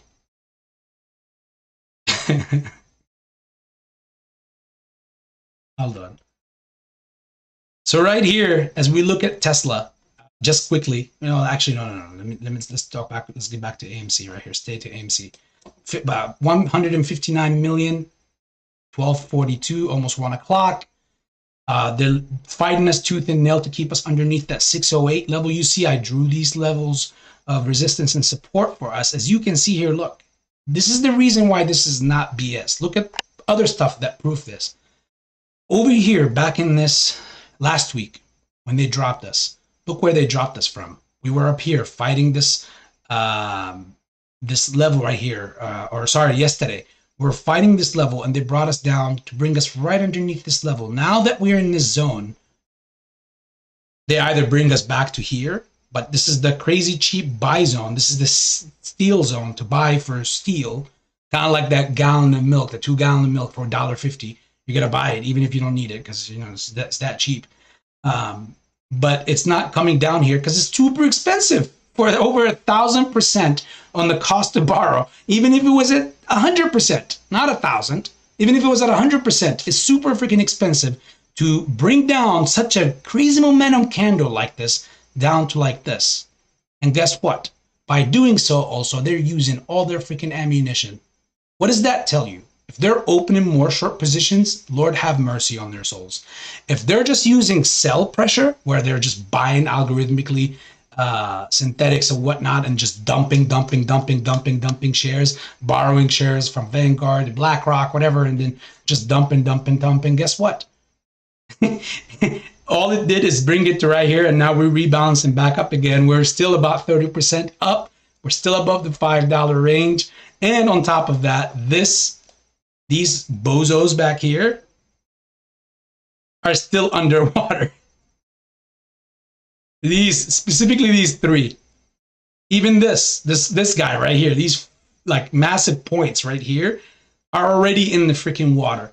This one is saying like they're almost broken even on their short position and they can't close because if they close, they'll screw this up. They'll screw themselves up because they can't find real shares. They're waiting for AMC to give them real shares when a conversion perhaps and a reverse split goes through. So they can get that dilution for cheaper and then they can close at their own levels or on their own terms, not on ours. And that's, of course, what personally for me, I don't want ever for that to be the case. But these guys right here, if they're doing all this buying to sell, just to sell over here, and they can't bring us still underneath this for at least for now. Guess what? Aftermarket comes in. God knows wherever they got all that money from, whether they pulled it off from crypto, or they were going to have to tomorrow, and then after hours, they're going to have to fleece crypto even more. And they don't want that because they know that now the FedNow system is out. The crypto realm is getting ready, is loading up to get pumped like crazy, another bull crypto run. None of them wants to let go of their, like, this is the wrong time to let go of or liquidate their Bitcoin assets or Ethereum assets or Litecoin assets or XRP assets or whatnot, or what have you. However, you see all that because they still, if they have to, they have to. They'll just do whatever they got to do.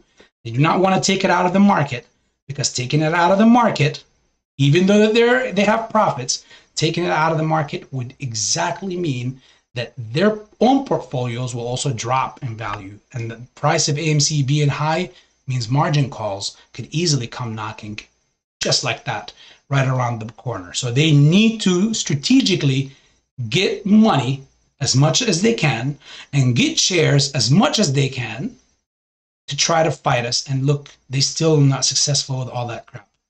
Aftermarket is right around the corner. We broke out back in 2020 to 2021 through all these levels, and I remember each single one of them. When we had the battle of 801, if you guys remember, every time we were in the $8 range and then dancing around in this zone, this was the toughest zone to break out of right here. When we were between 8 and 1343. Many of you OG apes, similar to me, remember this zone. 875, 876 to about 1331. That zone was like, it took the longest time we were consolidating between this. This was before June 2021. And then once we broke out of this zone, let's go back over here. You see this? We broke out of this zone the first time back in right there, January 2021, which was the infamous situation where they took out the freaking buy button. We break out of this zone, the $8 to the $12 and $13.07 range, and we peak above it. That's where they took the buy button right there. Guess what? Let me take you back over here again. Look, listen, guys, data don't lie. Money do not freaking lie. This is the same zone right here. Look at it. 7, 16,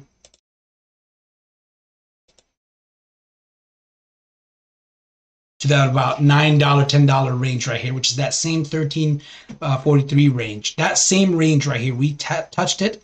We continued to consolidate between it back at the $7, $8 range. And guess what? We took off. And back then, they couldn't take off another buy button out of the way. And this was history at that point, and we were brought over here. Now, this is what you could expect. You're probably asking yourself, well, AB, what can we expect for this run? If this run, at the very minimum, was to be similar to the last one, then you would be expecting these same resistance levels, because the reason why you could respect these levels and these lines is because this is when the shorts themselves were initiating short positions. You see over here, it started right here, but truthfully, this was piled up on right there. All this red, bringing it right back down to here. Then they stopped. So buyers came in, started buying up a little bit more. Guess what? More shorting happened. More people joined the party. They're like, you know what? We're not going to let Ken Griffin by himself short this and enjoy all the profits. Anytime Ken Griffin gets into something, he makes money. He's the golden boy. So therefore, we're all jumping in. This is how they all view themselves. Like, that's how they look at Ken Griffin. All those thieves over there, those shorts, that's how they look at it. Then they let off of their shorting party. Then they do it again. Then they let off. Then they do it again. More people joining the party, as you can see. So these levels, if you see right here, are all respecting these resistance and these lines of levels that we have here. Every time we break out of one or we reach one of these people gets busted. And of course, they go ahead and try to close their short position. Now, the most important thing at that moment is that that person that is trying to close that position does not close it for the lowest share price possible. In other words, they should be closing for the highest possible price, whatever that price may be. You're probably thinking, AB, are you telling us to hold to the moon or whatever? Well, I'm one of the apes. I'm not the ape or the silverback. I'm one of you guys. So the general sentiment is, I ain't selling until they do this. I ain't selling until they do this. I have my personal agendas of how I look at this, how I see this, what will get me going. You all have what will get you and your family going. And I will never hold anybody to anything that they don't accept the ideology of this madness right here. Anywhere in these zones beyond this, and even this was a steal back then. People were called paper hands selling at the 44s, obviously, which was before APE's creation, which was 74 at that time. And even then, at that point, no one can tell anybody, even if they sold at 8, even if they sold at 6, even if they sold at 40, if they sold at 70, no one can tell anybody, yes, you're right, or you're wrong, or whatnot. You do what you got to do. We all came in this together to have at least the opportunity at life-changing wealth, and the same time to save a beautiful company that we all grew up going to and enjoying the products of that company. I'm glad to hear that they stopped this selling, good seats for higher prices. Seemed like a lot of people cared about it. I personally never even cared much, but again, if somebody cares about it, that means it's a problem. It is hard out there for people, so therefore, guess what? AMC is not going to solve all its problems just by raising the tickets prices on a few seats in their theaters. So I'm glad that they took that out of the way. What else did I want to show? I think somebody had, if you guys have any questions, you guys put that up so that I can see something that I might go over and forget about. I don't want to forget about anything. Okay, so you guys now see this. Now let's take all of this out of the way. Let me take these out of the way.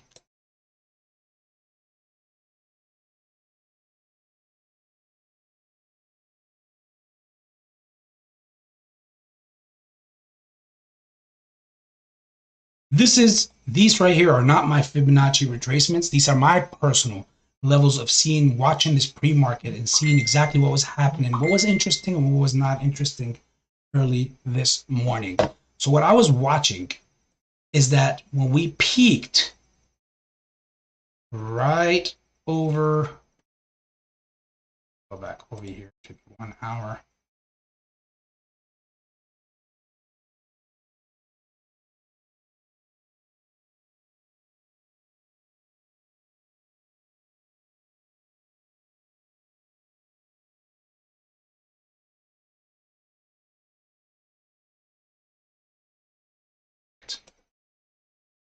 When I saw here, when we peaked above that 876, I was like, why the wick stopped right there? What was so important to them to really fight us hard, almost a whole dollar instantly in that after hours on Friday? What was so significant for them that we can find on the chart or the options chain or whatever, you know? We look back here.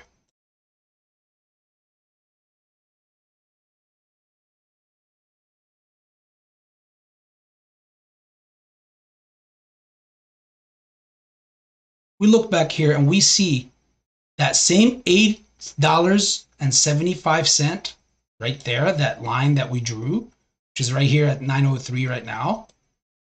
That happens to be the same level. Sorry, let's take it back to exactly where it went. That happens to be the level that, guess what? That right away goes above this resistance level that they basically held us from, which is another short position. Look at this. Look how clear this is. The wick that we had on that big candle right over here, after market hours, we went all the way up to there. Let's look at it again so that people can't say, you know, AB's creating his own numbers. See, it went up to 876. Here, we'll raise that line right there to 877, 876. That's where we went, and then instantly they fought us right back down, and you know, they try to get us between the channels. I was like, what is so scary about this for them? Who's worried about this at 876 price or above the 876 price? When I looked, I saw it makes so much sense. There was a huge short position that was opened here. And whoever owns this short position right here, if not all of them, because if they all were acting as a gang of thieves, opening all these short positions in a timely manner every time that they all did all of these right here, wherever you see all this massive red, that's controlled selling, controlled freaking shorting. This was the last line of defense for them before technically having a massive run to that 13 plus zone that we were talking about, which is somewhere around this area right here. And at that point, guess what gets really exposed? This other short position right here. They couldn't have that. They needed to fight that tooth and nail. But this is why I'm so excited. You guys all need to be excited. You guys are looking at this. I know some of you are looking at this as like, look, we were at 100%. They brought us back down to 29%. I've even had this coward of a shill come to my YouTube comment section and talk about, look, you all should understand that AMC never holds its gains and never keeps its gains. And I was like, what a coward. Where were you in the pre-market or in the after hours? You waited for AMC to be brought back down to 13, 14, 15% early in the trading hours. And now you come out and to say that stuff. It's like, you people, it's so hilarious. Like that they even do this. Get a life. I was like, just keep that same energy. So when this thing goes crazy, I'm gonna come back and I'm gonna write the same thing. And it's like, hey, guess what? Guess who's not holding their same levels? You're correct. You just forgot to mention it was to the upside instead of the downside. Keep hating. That's why you are where you are on the sidelines. Either way, sorry, I didn't mean to sound harsh, guys, but I hate that kind of stuff. Like, what do you get out of coming to get people who have their life-earned money in something? Whether that shill was an AMC investor, a non-AMC investor, still, as a human, what the hell do you get out of coming to see people trying to make life-changing wealth, change their freaking lives, and then you come in here and you're trying to, when they see a down, many people don't know the TA like this. Many people don't see the story and read it the way, like, for example, that I'm seeing it or some other people are seeing it. So therefore, you're screwing with their emotions. You're bringing them down. What do you get out of that? You're a shit of a person as a human. So anyways, why am I still so freaking excited and pumped? Is that 1, 2, freaking 3, and 4 right here are extremely exposed, even 5 and 6. So it's not just one person, but many shorts are exposed at this level that we are at right here, currently, as I'm speaking to you. They are exposed, and they're trying tooth and nail to bring it down. Don't you see the freaking volume at 161 million? Hold on, let me take a water.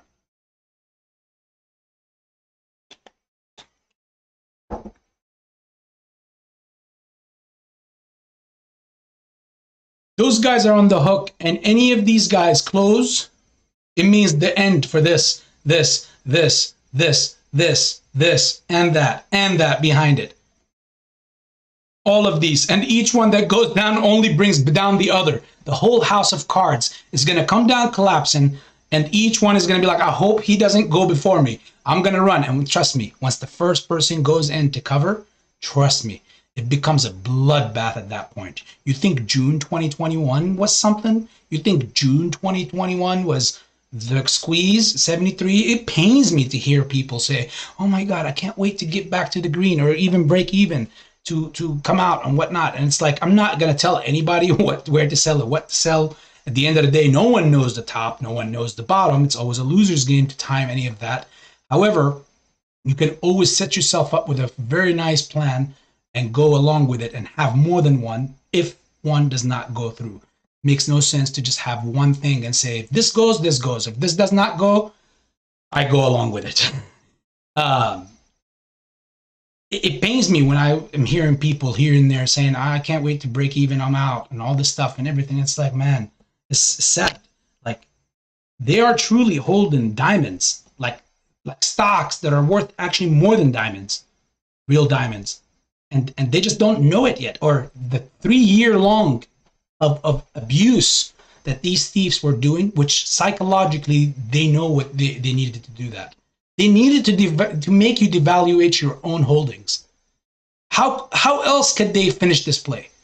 If everybody's talking, remember the numbers of 2021? You guys remember the talks, even in 2022, early part.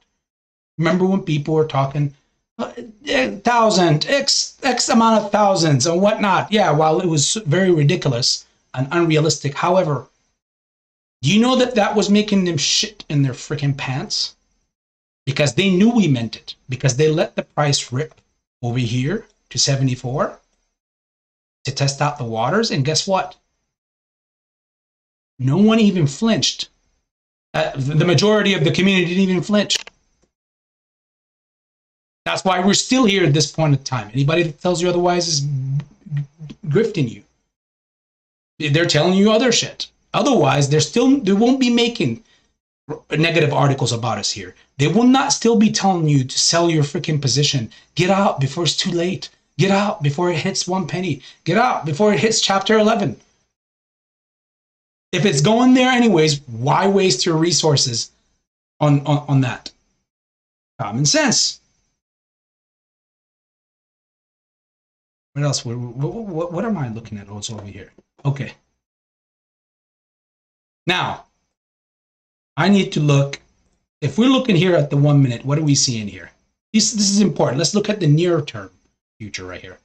Look, you can see that ever since their onslaught at the opening bell right here and from the pre-market, see, when you come with AB and look at stuff, life just becomes so much happier and easier. It's so much easier to see things. You know, it might be exotic and extremely exotic, you know, and negative and red right here for like 20, 30 minutes. Your heart is pounding and understandably so. But you know what? Everybody needs to understand you don't trade with freaking emotions. You don't. That's just like, you need to remember that always. That doesn't mean become ignorant, but you don't trade with emotions. You need to have your plan. And see, when you see this right here, all this massive red, they used all their shit, all their little money that they took probably out of the crypto market, the crypto realm. They lost all that shit right here. Guess what? Let me back out of this. Look at this. We're right back where we freaking started. We're right back where we started at the opening bell. And it's a matter of time now, literally, before we're right back at that 608 level that I was telling you about, that they needed to bring us under in that pre-market, and they were successfully able to do so, but they had, at what cost? Look at this. Look at this. This is what I call, in the TA world,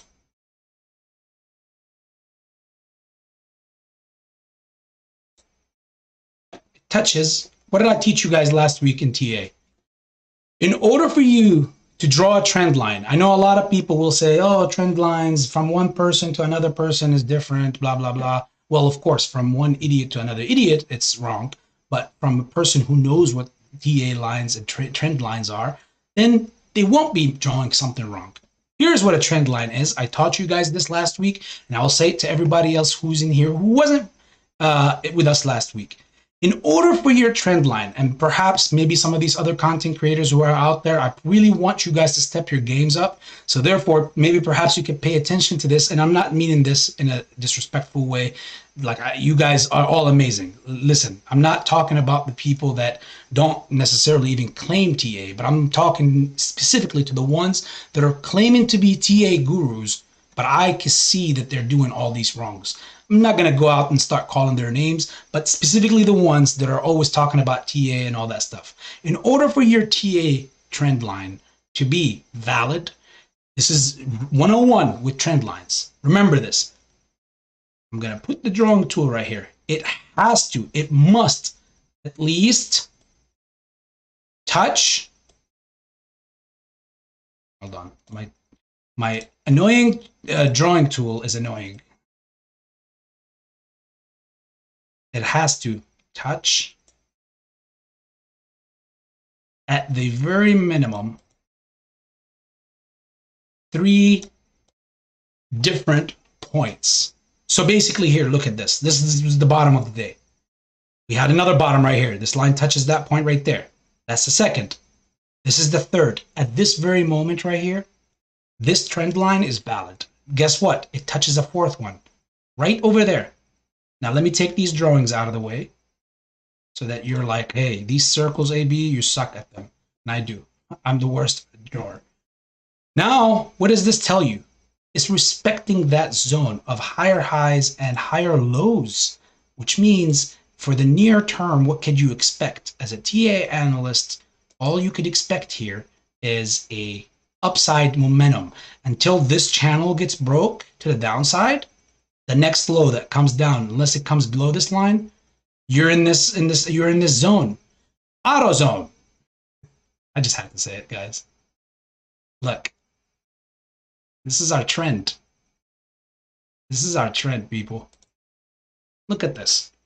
We're in this zone right here within these algorithms. So when this thing hits, perhaps maybe in the after hours, here in the 640s and the 650s, you're going to have a lot of shows that will come out and say, guess what? Just like last Friday, you're going to hit 6 and 7 and 650 and 7. And then in the market hours, they're going to bring you down. Well, when it does do that, just remember what AB have taught you so that you don't even have to waste a single sweat trading barbs with idiots or people who don't understand. You should know exactly at least what to expect. Now this thing breaks through this. Simple. I'll teach you another thing, guys. This thing breaks through this price right here, this trend zone that we're going up in like with. Then we will look for any low to retest below this. So it's a simple trend. That's why it's called a trend line that is supposed to carry through. If this is an uptrend, not a downtrend, as you see here in the pre-market, 1, 2, 3, 4, 5. This was clear downtrend, a lot of selling, and that's the trend that we were in. Even it continues on down to here, all the way to the low of the day. You see this till we had the reversal. How did the reversal happen? You're probably thinking like, okay, we're always going to look in the past. No, my friend. This is how you become a sniper. What is, and you're all now learning this. I hope you all are learning this right here. As you pay, I hope you're all paying attention to this because this is going to help you a whole lot in your trading career, not just in AMC, not just right here. As you can see, right? Okay, hold on. Let me take this off.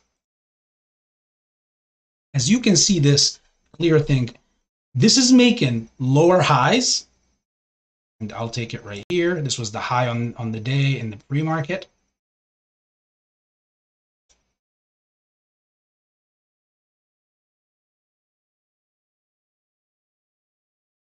Good.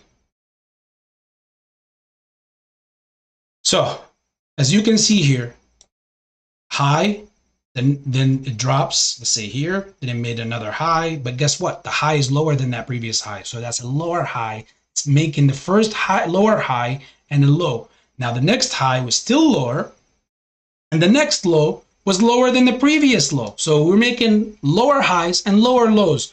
What does that indicate to you? This is basis in the trading world, but it's extremely very consecutive and consistent. Like most of the algorithms would be very similarly in this direction, like this. This will help you a lot in your trading life, guys, because it will tell you what trend is happening. And if you're going to trade, you always hear, and you should always trade with the trend, my friend. The trend is always your friend until you see a difference. And I'm showing you that just in just a second.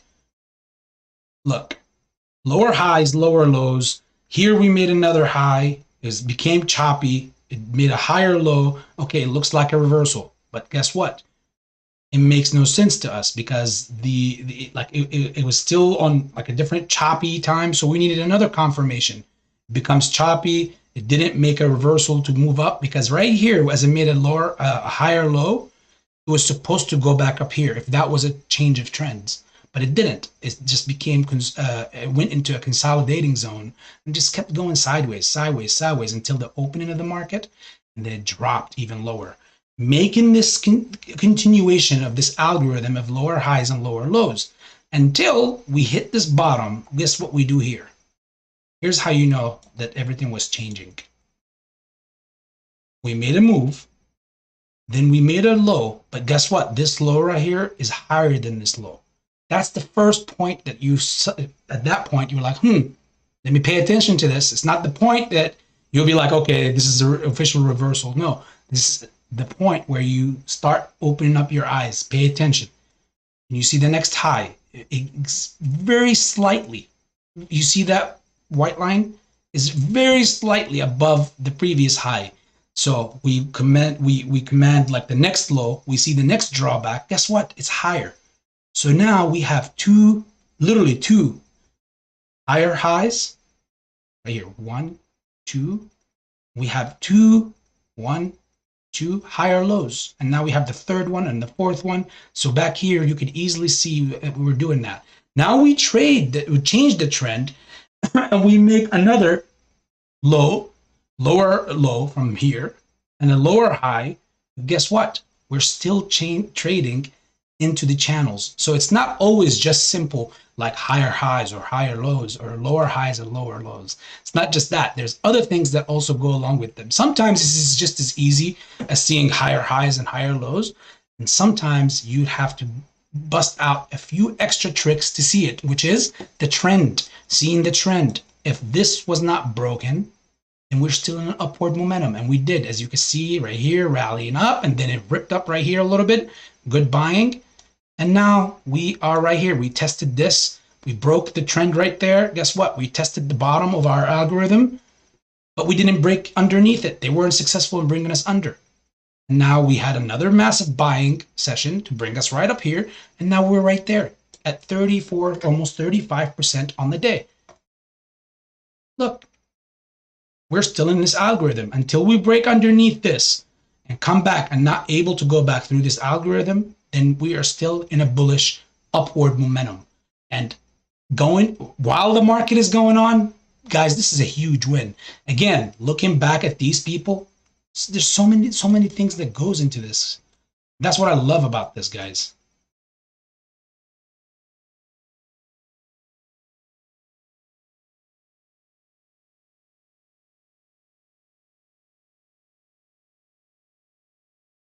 Look, these people.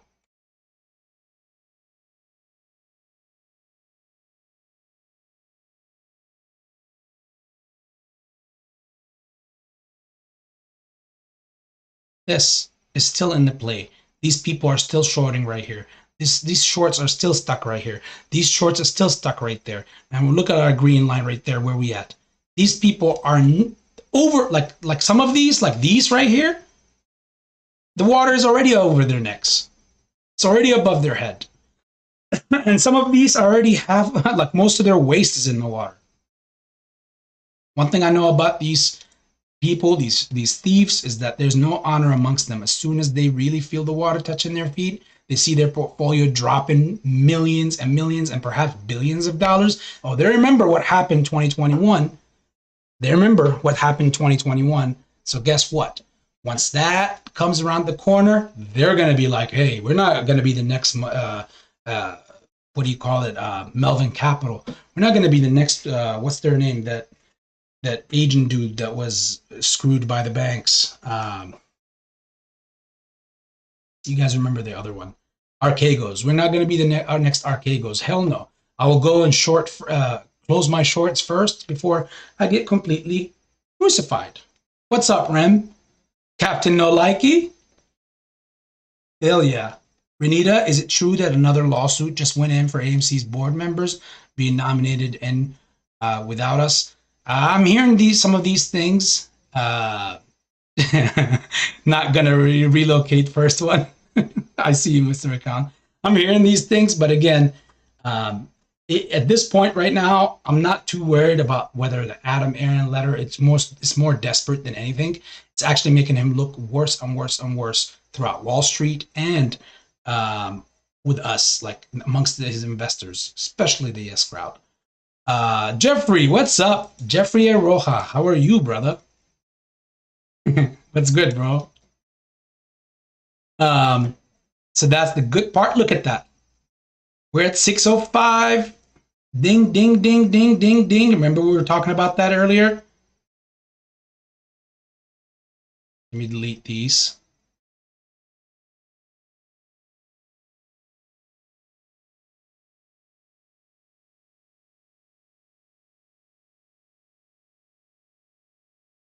Uh-oh. Looks like some buying is happening. Look at this. You guys want me to keep those trend lines that I had for you earlier? I can put it right back.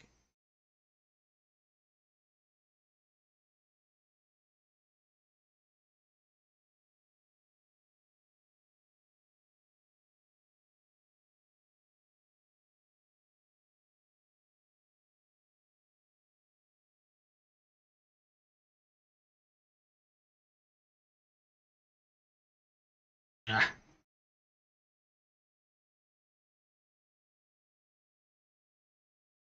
All right, let's look at these. Let's first get this out of the way.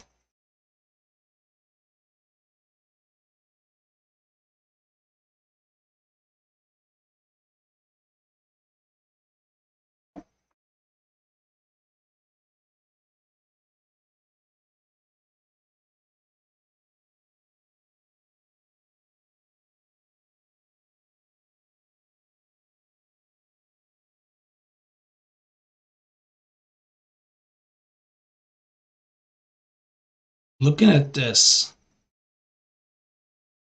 it's just an amazing thing to be able to like look at all these things and like see exactly what's like what the money trail gives us.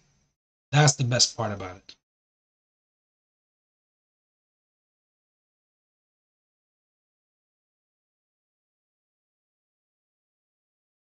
Look at that. Look at that, people. See this volume adding up right now? You see that volume adding up right now or not?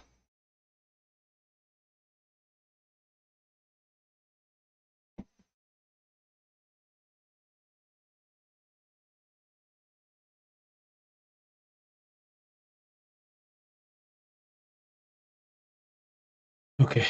Okay, where was this? What am I looking at right there?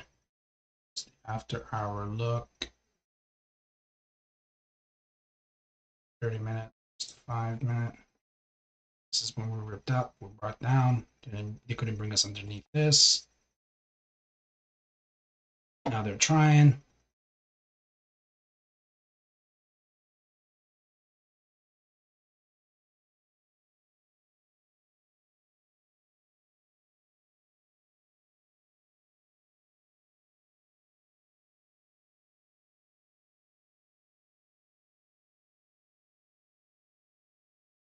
See?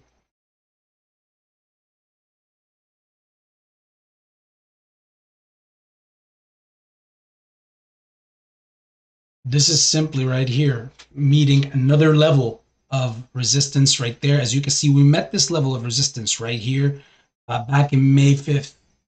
And we were, some shorts obviously brought us down through it. Didn't want us to break it, the 614 level. Now we knocked on it. As soon as we touched it, you saw that there was some resistance. I don't think it's going to be too strong for us. Looking at especially the RSI is somewhat overbought, but on the average levels, so it's not too crazy. Let me look on the 1 minute. Yeah, it is actually overbought. So that's why you saw this right here, which is beautiful. Again, it's cooling off our buying. We're having steady rises.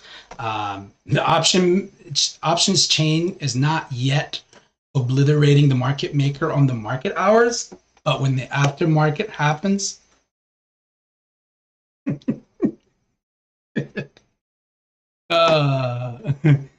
like this tells you a whole lot, people. Then you see over here on the 2 minute, I see what it is. Okay, it's a little bit high. It's going through a confluence. We can relax at the 6, can't we? Yeah, we can calm at the 6. Let them get out some more selling pressure. Get it out of the way and break right through that stupid $6.14. See, we snipe the things we need here, people. We're not just gonna sit there and react to like, oh look, it did this. We know we need to break this level, and therefore they try to look. This is so simple to look at, guys. Look, those are the lines that we drew for you. I drew for you just a little bit ago, the trend lines. Okay, look how our algorithm and the candles are sitting right around those. Now in the morning, they tried to bring us right underneath this 486 level. Look at that. The candle right here in the bottom of that wick. Look where it touches. We didn't see that a little bit ago. We just made these lines, and now you see it right there. So clearly, the buyers were like, you're not bringing us underneath this back down again. So they respected that. Now we had a buying candle, big buying candle right here. They tried to react to us, bringing us out of this algorithm. Look, those two lines that I drew for you, which I'll back out and show you again. They try to break us out of it. Look what we did. This is on an hourly time frame. You see this like we're pushing through it. This is very strong, so that when they do come back at us somewhere around here in the 614 level, which they don't want us to go through, look here. You see that? The top of that wick, this is where they started selling heavy. Like, you can't go through here. We're saying we're not going to go down there. They're saying we're not going to go through here. Well, somebody's got to give. And from the looks of this right now, if I'm a bettor and I got to bet on these fighters, I'm betting on the bulls here. Because simply you see who got the more edge, who's on their with their backs against the wall, and it looks like it's something that would be in the past. So we'll come back to look at this. And if I back out of this, you'll see those two lines right there are those same two lines right here that we drew. That's the algorithm, but on a larger time frame. This is just on more something that you're looking at the short term. If you were, like, for example, scalping a stock and stuff like that, you will be looking through stuff like this. Of course, you will look at the other time frames, however, to get the overall image of what's going on, what kind of trend you're in. But once you're in, these is the time frames you will look at to try to scalp and take your profits and get the H out. Of course, not with this stock, guys. I'm just telling you how to become a better day trader without giving you any financial advice. Much love to all of you that hit that that ravaging like button, and of course the subscribe. I was hearing the sound in the background. It was telling me like, oh, such and such subscribed, such and such subscribed. So much love to all of you. Welcome to the family, guys. Aaliyah, how are you doing?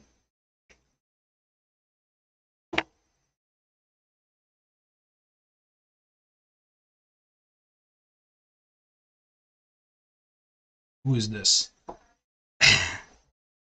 I see we got the Marine with us still right here. Hell yeah, man. Journey to the center of the universe. Love the positivity here, AB, of course. Nevertheless, hell yeah. Love positivity. It's all about that. You basically get what you put out there. Look at this. Look, we're fighting. This is basically, if you're looking at a boxing match or a wrestling match, this is the stock market equivalent of it. Look at that. You see how it's weird? This doesn't look like this when we were down here or up here.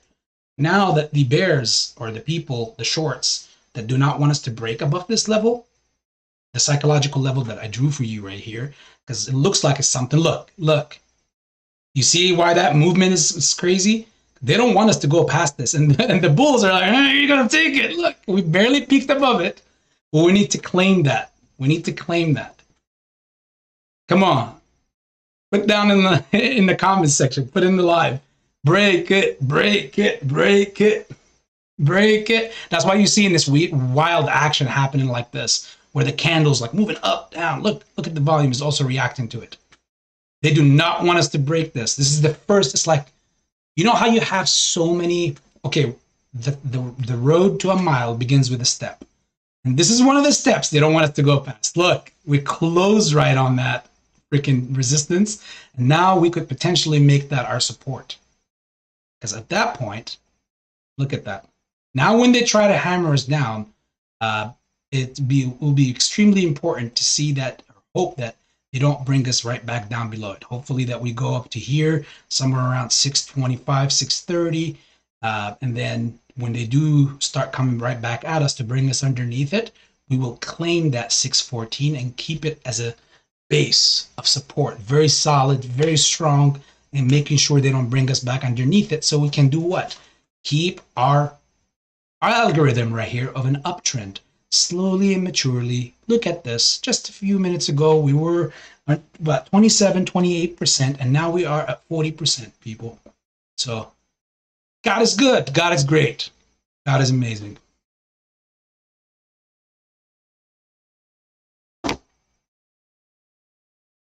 Keep that level.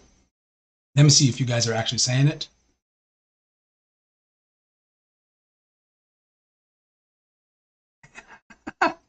No one is saying break it.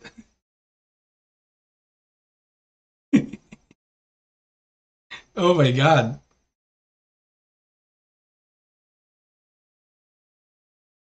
Look at this. Where are we? 623, 625, which is the high of the day, by the way. Where's the shills? Come on, I love shill soup. I love. Do you like you guys like shill soup? You guys enter the vision. What's up, my friend? Welcome to the family. Thanks for subbing. Come on. Who likes shill soup? Who likes shill soup here, huh? Come on. Show me the love. Look at this. This is where we started. Let's bring back the pre-market. This is the pre-market shaded zone. Look at this. They brought us underneath. Look where we at now. We're right above where we opened today. All this exotic stuff that they brought us down with, look where we ate all that shit up. And now all these shills are nowhere to be freaking found. I love you guys, all my shills. If it wasn't for my shills, I wouldn't be doing this exactly the way that I do. And of course I do it for the family and for all of us and for all of you, but the shills are important to us too. You know, every fire needs wood.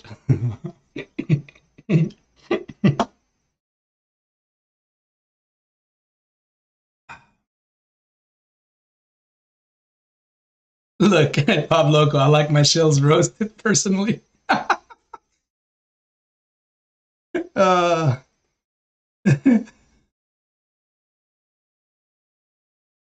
Casey's like, I wouldn't trust 72 again. Uh-oh, look at Jeffrey. You see an inverse head and shoulders right now about to break. On what time frame, my friend? We'll verify it right here and show it to the family. Look, shills go good with hatch green. You guys are amazing. Yuppers. I see.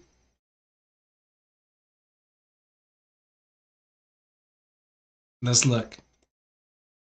Look, they brought us right back underneath it. We couldn't claim it. See, that was exactly what I was telling you.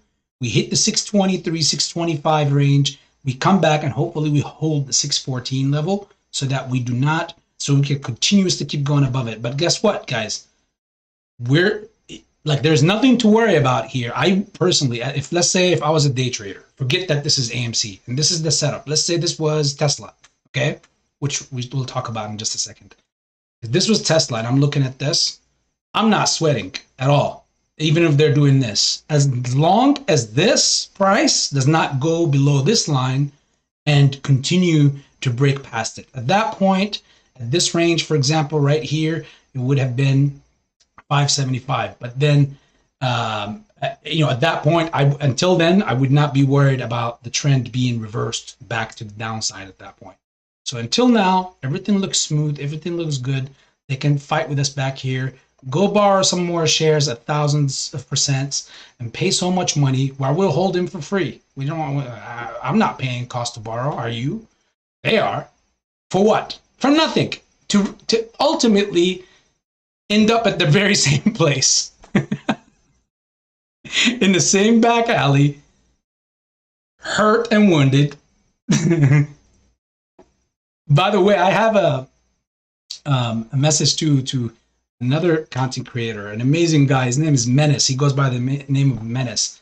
And the crazy thing is, early this morning, I'm looking through YouTube and stuff like that, and I see this gentleman, and he's got like my name tag. He's like, "This is for AB Investments. Like, we got to get you better caps and stuff like that." And this was like a month ago. I'm like, "What? How come I was never tagged with this? I never heard of this." So I watched the video and I was like, I was just let down that I didn't know about this. I started, you know, watching more and more of his videos. Seems like a very great gentleman, a great guy. I like the story, and I've been kind of like binge watching the gentleman. So, Mr. Menace, if you're out there and somebody perhaps can, if somebody in here knows Mr. Menace, forward this particular time frame to them so they could see my appreciation to their, well, first their offer and the great gratitude that they're saying what they wanted, like all the things that they said in that video. Now, let's talk about BBIG, family. Who remembers what AB was talking about exactly a couple weeks ago? I know a lot of you were saying, oh, BBIG hurt me. I don't want to hear about BBIG anymore. But BBIG was in the graveyard. A couple of weeks ago, I brought it right back out because I was alerted, literally. Look at this. Do you guys remember the previous lives we did when we had these TA session and we were talking about these algorithms? Look at this. You guys remember this from a few weeks out. Look, 7-7. So we had this session, and then this happened, and I was like, guys, I'm keeping my eyes on BBIG. And we kept having all these wedges, these bullish flags, and of course we had the upward buying algorithm shown for us on the trend. And then eventually you saw what happened today. There's no need to tell. Another major bullish green candle similar to AMC's. It's a momentum candle right there that actually broke BBIG out of the buying trend. It was going up slowly. Guess what, people? Might have taken a week or two, but guess what? They had this major candle happen. Now, what I expect for AMC is we're either in this same zone, similar to this algorithm that we were in down here,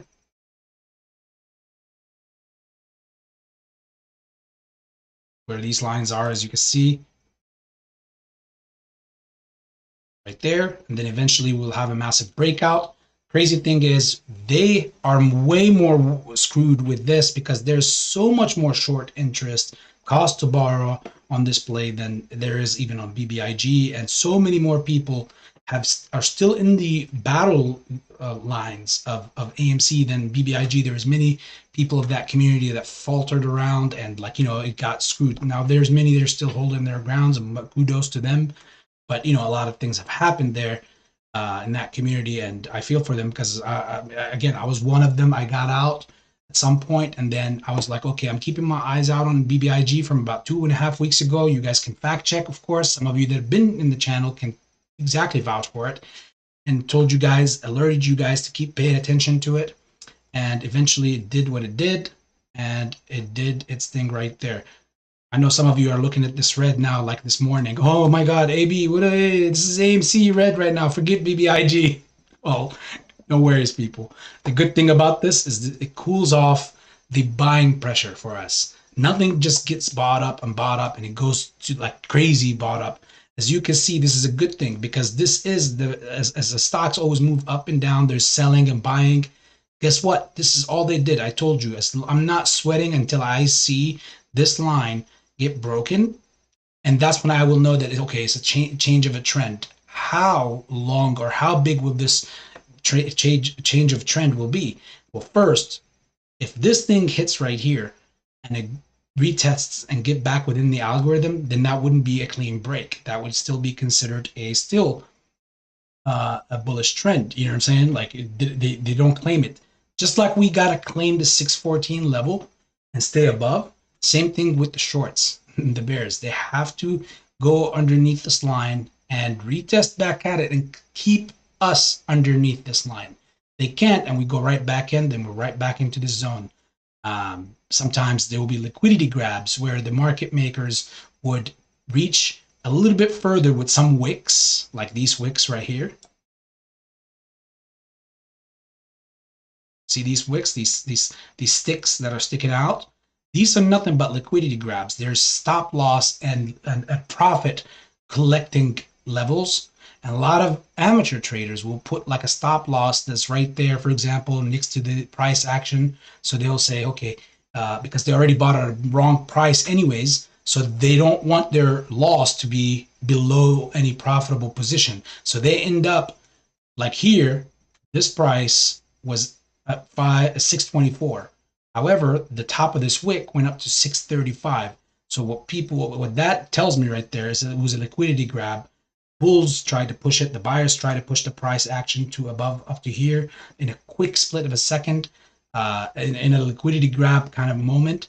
And the person who bought right here, for example, at 621, and they put, for example, their collect profit is up here at 628 or 620, let's say at 630, and their stop loss was right here as well, somewhere in this range, then they would have been walking out of this play with either little profit or very little also loss. So they'll be happy I didn't lose much, but if the stock makes a reversal and moves up, similar to what we see right here, ultimately higher than where it was on the day, then they'll be like, man, I could have held longer and all that stuff. And what that does over the long term is make you operate as an investor with no fundamentals, and eventually you'll be like you're eventually going to do more wrong than right. So you got to be very conservative, but you got to also understand that there are thieves like the market makers who would reach to take your stop loss orders and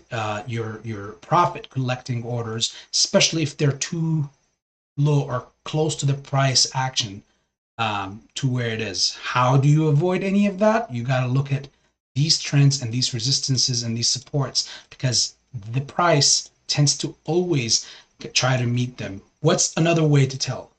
The 50-day moving average. Let's take this out right here. Let me take the 5, 10, 200. Okay, see this? One thing I also want to teach you guys and let you guys remember, no matter what stock it is, always remember that that stock, this is a base. Remember it in the back of your head. Just engrave it in the back of your head.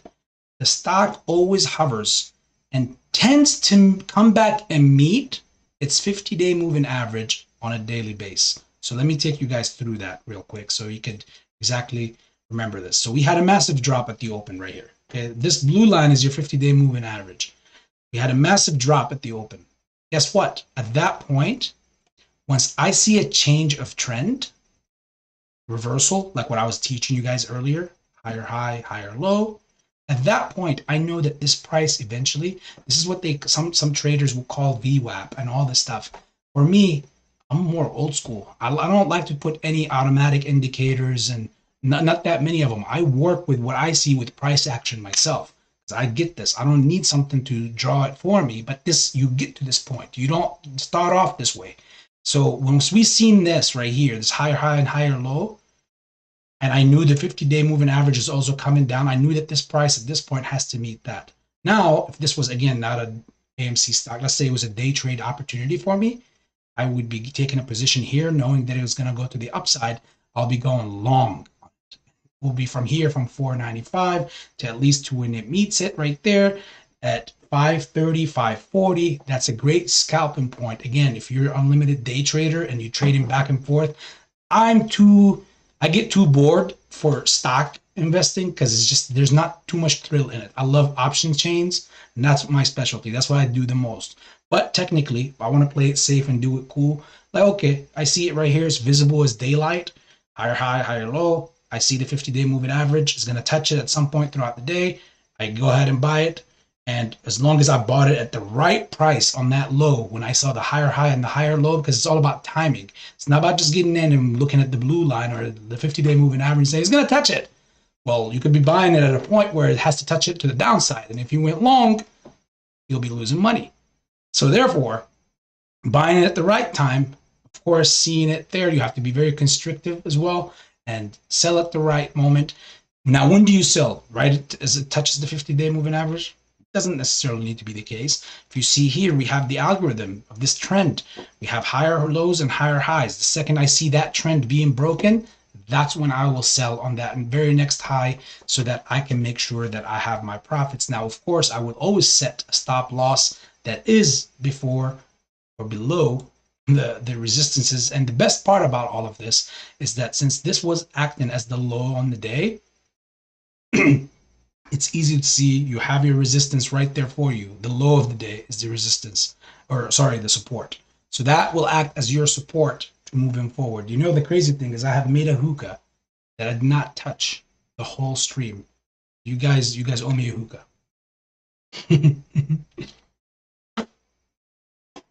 So hopefully you guys learned of something here, because as you can see, price drops away from the 50-day moving average.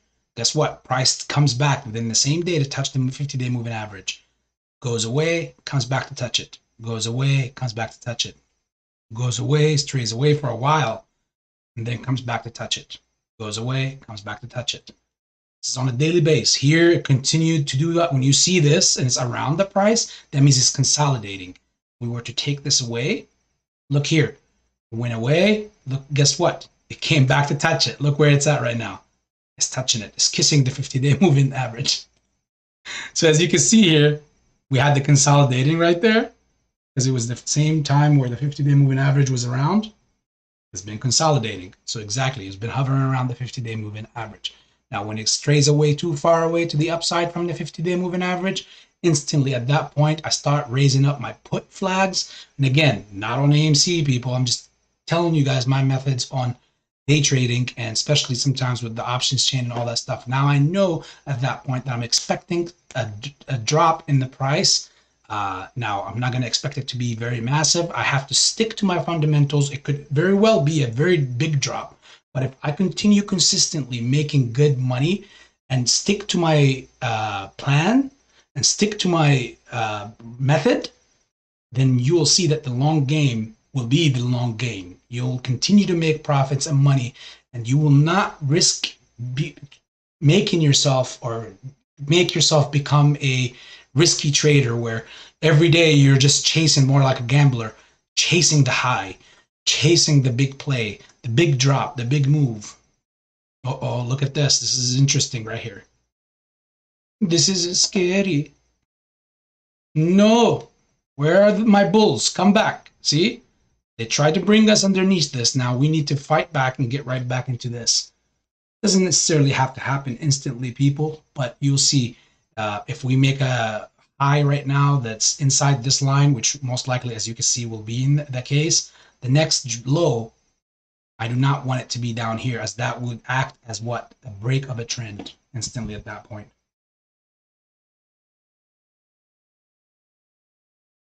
See what's happening with the SPY. SPY is dead. Nothing happening.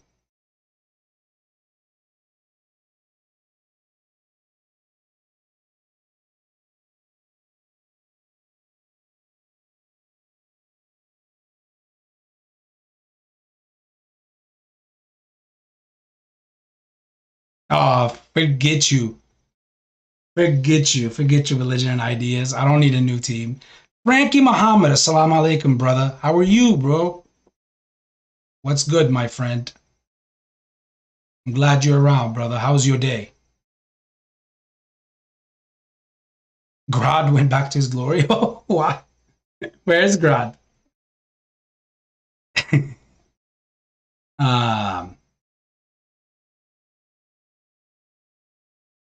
Maybe you do. Hello, what's up, Cool Runner? Nice to have you in here, my friend. It's good to have you in here. Always.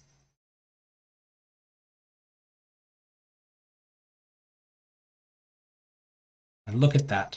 We reclaimed our upward trend. And guess what? Now they're going to try to get us under. Now, as you can see here, our claiming wasn't really above to make a high above this. But again, this is too early to tell. As long as we maintain this level, we can break all sorts of trends as long as we maintain this upward trend that we started right after the low of the day. Believe it or not, since 9:53, so after the first 45-50 minutes of action in this stock today, we've been doing great. The closest we got into a risky was just now as we witnessed it. And now, guess what? We're still moving up.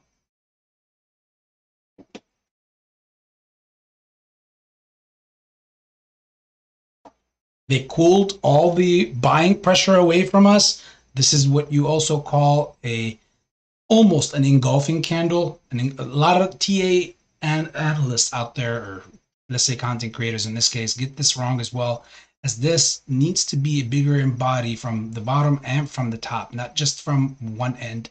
Still a bullish sign. It's a big green candle. That's good. That indicates that the Buyers want to keep this here. They do not want this level to be broken. They want to be above this trend line here that we drew earlier as well together, people.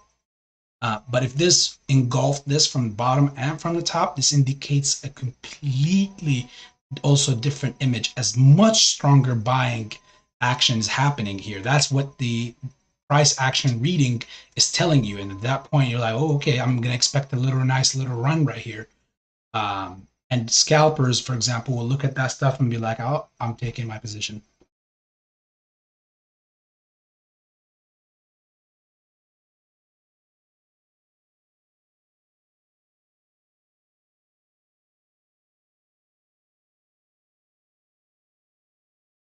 Look at that. Like nothing even happened. Look, all this shorting right here that happened. We're right back in our algorithm, people. We're good. We are good. Angel, what's up? Ryan, how are you, brother? How does this new law concerning reverse split affects AMC?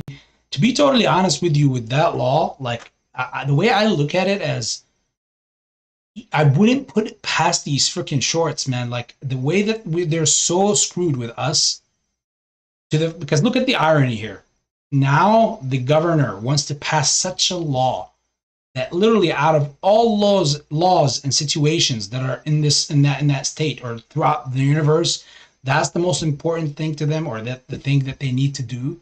Clearly, I personally think that, of course, a lot of pressure from the donors to the campaigns of these governors, which are most likely people that are also against us or have short positions on AMC, and GME, and meme stocks. So therefore, they're like, you know what? We'll reach to the top. We'll let them pass this, and then eventually we'll have our insiders on the inside that will do the rest of for us. As far as most of us feel, we feel like AMC has a lot of those insiders on the inside. So they just need the outside to be taken care of. So honestly, I can't give it too much because again, it's still in August 1st. We still have these lawsuits that AMC still has to go through, and settlements and whatever, and whoever goes through this. Now we have a new lead plaintiff. So in ISO. So like again, it's so much to look at. I personally would rather, like personally, I'm more into the price action reading. And I got like people like Brother CSI. You know, we got Mike owning the float. We got Mike the Marine, Frankie Muhammad. We got many great apes, man. We have number one son, Mr. Fartakilakidus. See, I had to screw up the name. I'm sorry, but that's just, I can't say it right. I almost had it correct. Always bringing in very valid points, very articulate, and actually, it's almost like dancing with the words. Very highly educated individual and got a lot to teach to all of us, especially people like me, younger people like me who needs to gather as much. I'm a downloading machine that tries to download as much knowledge that I can, because you know we all at the end of the day are learning and teaching each other. Many things I know that you might not, and you can learn, and I hope that I can teach. And the same thing, there's many things that I can learn from you guys, and hope that you guys wouldn't keep that up from me, you know, and give me that knowledge, because at the end of the day, I always say this, where we all go in, we're not taking anything with us. So I'd rather have the best life while I have it right here, right now. And I can't be any more proud and honored to share it with the best people in the universe. The universe has to offer. What are the odds that all you characters and this particular character here, throughout the life expectancy of this earth, that we meet in this generation, in this time zone, in these years, and we're in each other's lives, all of us. Not to get too cheesy on you people, but those little things matter. Those things matter to me, you know. Look, maybe getting all emotional. Let's get back to the price. Look, we're fighting back again, and we're getting that $6.14 to fight. Now we're trying to beat that resistance again. Look, right now the bears are like, in the shorts are like, what? This just happened like a couple minutes ago. We were trying to beat them, and now we're back against the wall again.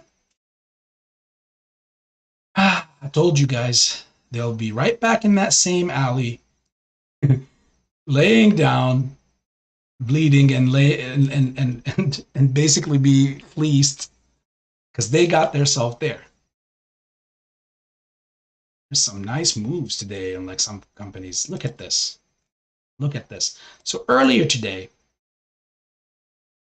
told Jam Bams about Tesla. I had some questions about Tesla. I was like, look, Tesla in the pre-market was right here, 253. It even touched 252 when we were talking about it, somewhere around here. I think it was that 250. No, that was the low of yesterday, the previous day. It was like the low of the pre-market. Let me see. Excuse me. I need water, and I need to go pray, and I need to go eat something. Nevertheless, when it was around here in the pre-market, you want to see basically what we could expect. Now, over here, we knew that there was many gaps that needed to be filled, and I pointed them out. Look, throughout these lines, we did Tesla in these past lives, okay? Before I even called the drop after earnings, before the earnings, I was basically working also with Tesla. Many of you that attend all the trading, day trading sessions throughout the week, this is what we were doing right here. We were drawing our, basically our scalping points and where we are and all that stuff.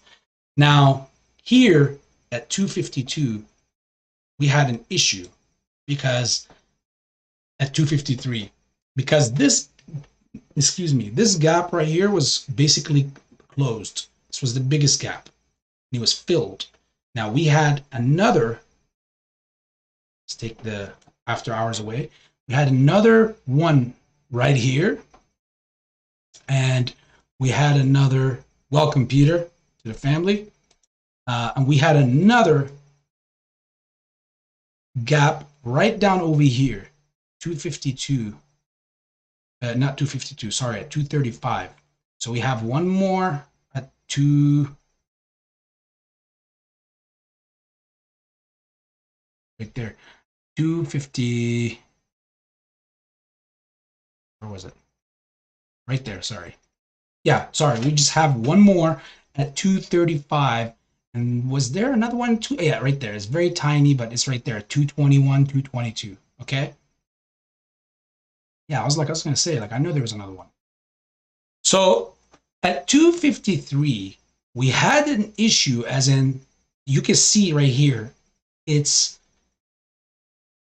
like, where is it going to go? Because this zone right here, this line and this line acts as the support and the resistance that I personally have it as, and the supply zone over here in between this level. I was like, okay, well, two things could happen here. Being in this level, I need to, as a trader, I need to see some confirmation into what direction the stock is going to head to, at least give me a hint, as I was teaching you guys right now a little bit about what was AMC doing and BBIG was doing, in order for me to understand where I need to go with the stock. Okay, so I gave the two scenarios, and this is what I saw, right? And we were right here at 253 something in the pre-market. Let's bring the pre-market back on.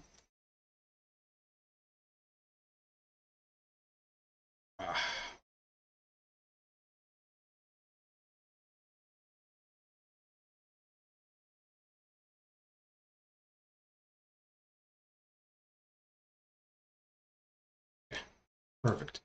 So somewhere around here, around 253.68, I needed to see either a drop, a drastic one, because as you can see, we broke this level of resistance. I needed to see us retest 263 from 253. Imagine, guys, I needed us to retest 263, and I needed to see if we were able to either break through it, which, as you can see here, we're at 269, or we will break right back down and make another lower low right there. So when I saw that we tested at this 253 and we had this bullish action right there, and we'll go on the 1 minute. Look at this. We broke right through it right there. So it's from 253 from the pre-market. You have to be this, as an investor, you have to be very constraint, and you have to have your fundamentals. You can't just be like, oh, okay, well, I could have made another $9 right there. Well, the stock first has to do that move in order for you. You could be that person who gambles on jumping in and saying, oh, it looks like it's bullish, it's going to go up. But if it doesn't, and it goes on the bottom, then your losses are going to be very hurtful, especially at a stock like Tesla, that's very volatile. So when it goes in a direction, it goes in that direction. And you're going to be basically hurting.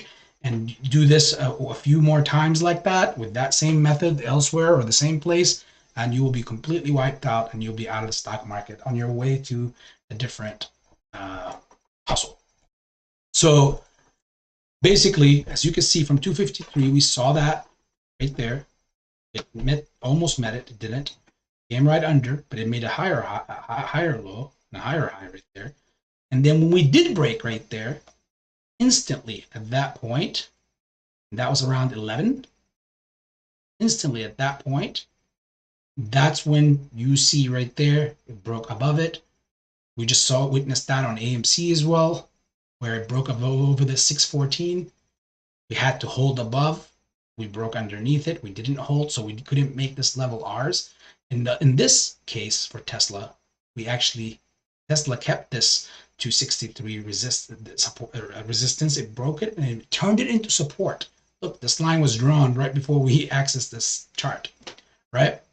And eventually at that point, making that higher high would indicate moving up in this range right here that, okay, I can open up a position, go in, and then instantly from right here, not breaking this, as soon as it makes another high, at that point we make a position and be more like, it's not, I don't want to say a guaranteed win, but 90% of the time it'll be a guaranteed win at that point, because you see the trend of the algorithm right there. It reveals itself to you.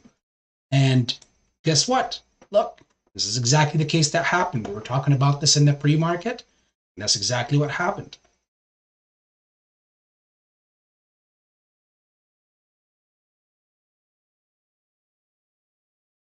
Let's see.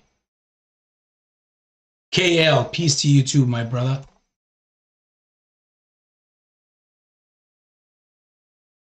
Look, the family's showing love to another family member, Frankie Muhammad. He's a good brother, man. Frankie, keep speaking the good words, bro. Don't let anybody get you off of your rocker. Not that you need this advice, because you do a very good job at it. But some people are just technically literally out there just to try to get the worst out of people. Don't give anybody that rise or that luxury. Just tell them, give them their little hug and send them on their way, or their cookie, send them on their way.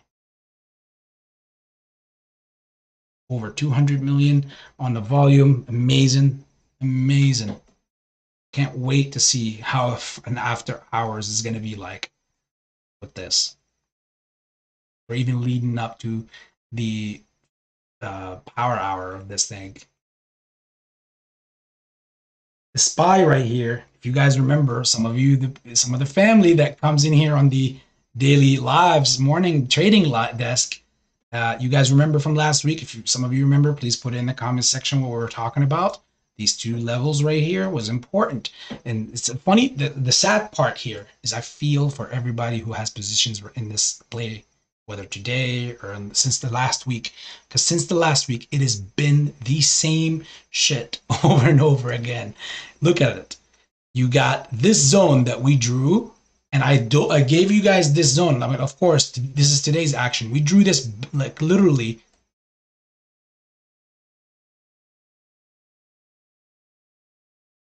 like somewhere around here.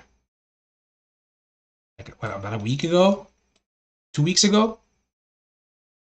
And I was telling you guys that this 254 is the support for the buyers, and this 254.76. Oh, sorry, no. This is the zone, the liquidity zone right here for the buyers and the sellers. But the support was 251.49, the last line of support, and it starts actually at 252.21 right there. 251.49 was the last line of defense, but 252.21 is the buyer's zone of support.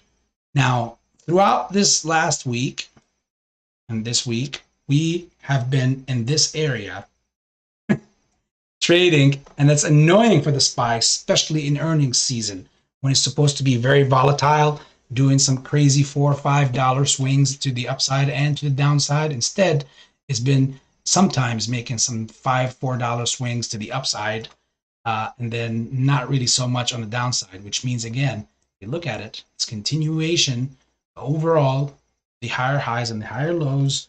It just did some retracements to close some gaps right there, but there's still so many right there, and it's so hard to tell which direction is going to go to. I honestly keep saying from months ago that the SPY and the S&P 500 is going for an all-time high, and back then everybody was telling me, oh man, you're drinking too much Kool-Aid, whatever.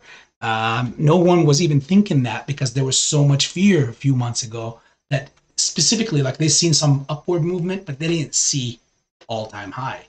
Now, 2.5 months later, you can see now where our high for last week was about 456. Our all-time high is 468, just only less than about $12 away from where we were last week, which again, in SPY budget or money-wise, that's about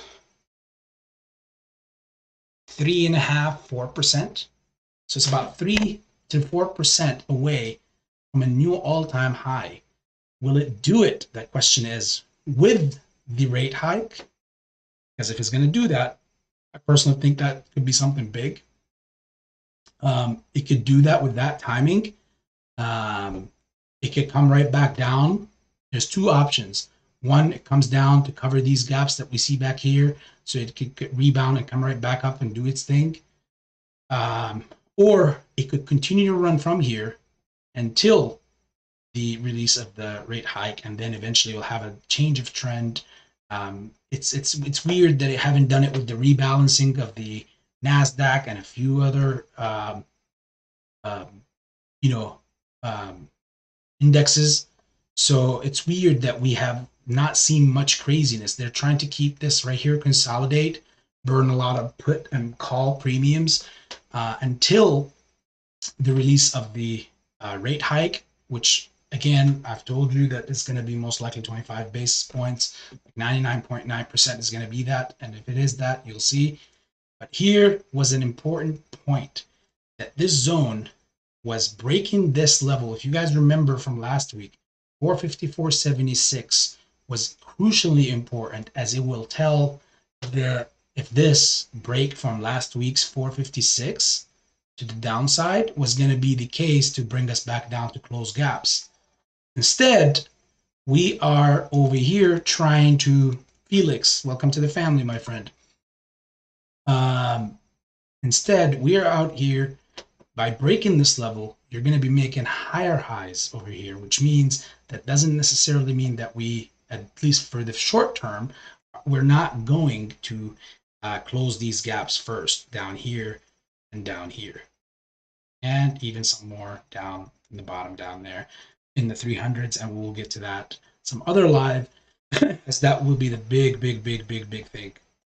As you can see here, this is giving you an indication that you need right now.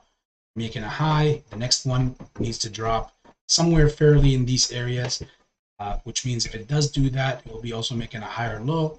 At that point, going into this week, I will be very confident going about scooping up some of my $456 calls. I'm not giving financial advice, people. I'm not a financial advisor. I am just merely another ABE investments from the APE community, and all I care about is my AMC stock and GME and BBIG and my day trades. Look, now I'm getting really lame. Let's see. We're still hovering around our daily high. This is good stuff. 207 million. Volume kind of died out. Look, we're still making, like, they broke this trend right here, but we right back into our zone. So right here, we're still making higher highs and higher lows on smaller range, which means we're also, in a way, we're getting tighter and tighter and tighter, which means we're going to make a move either to the downside or to the upside real soon. Looking at these technicals, it looks like we are somewhat, not too much, but somewhat overbought. That's not a leading indicator and one for all and be all kind of thing.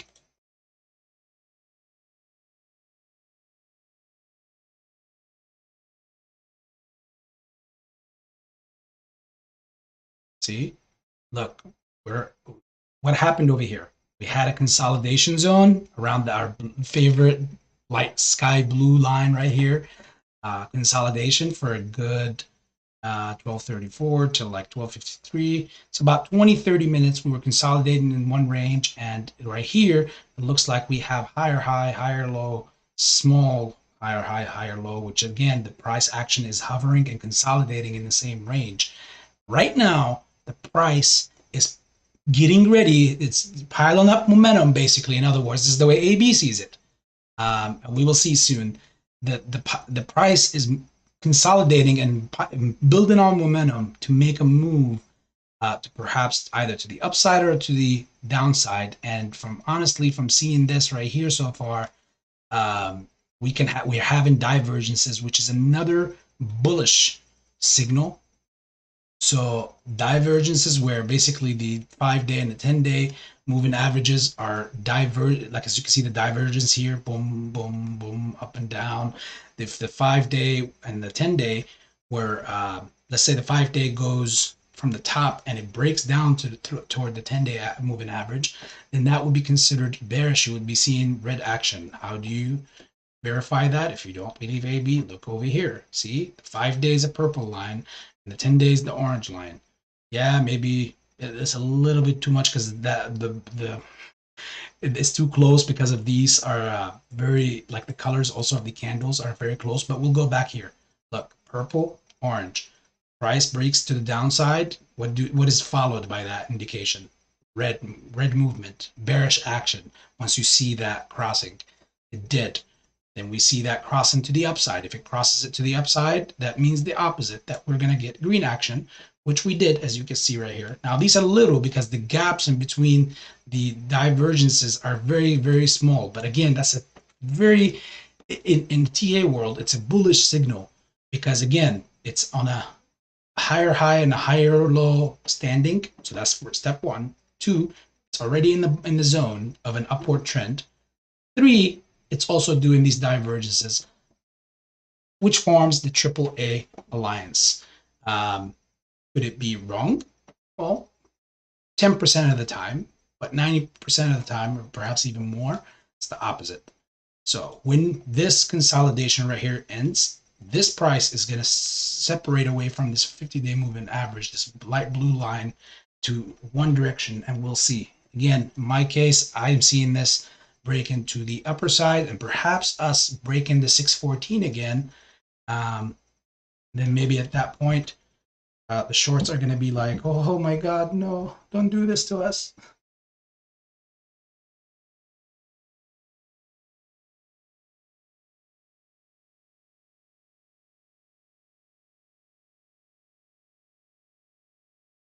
Okay.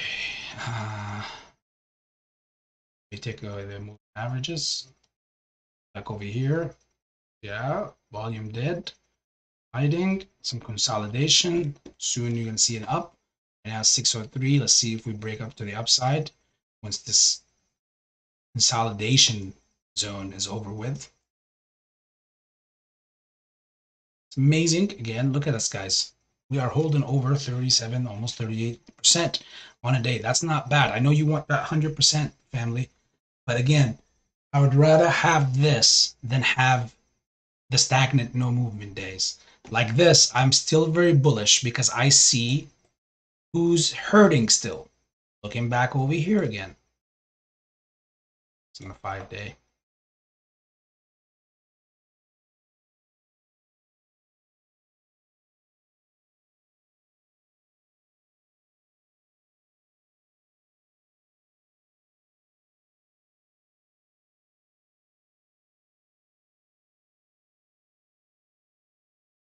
See? I know who's hurting back in these areas back here.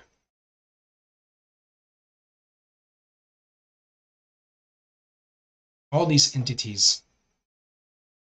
This is where we are right now.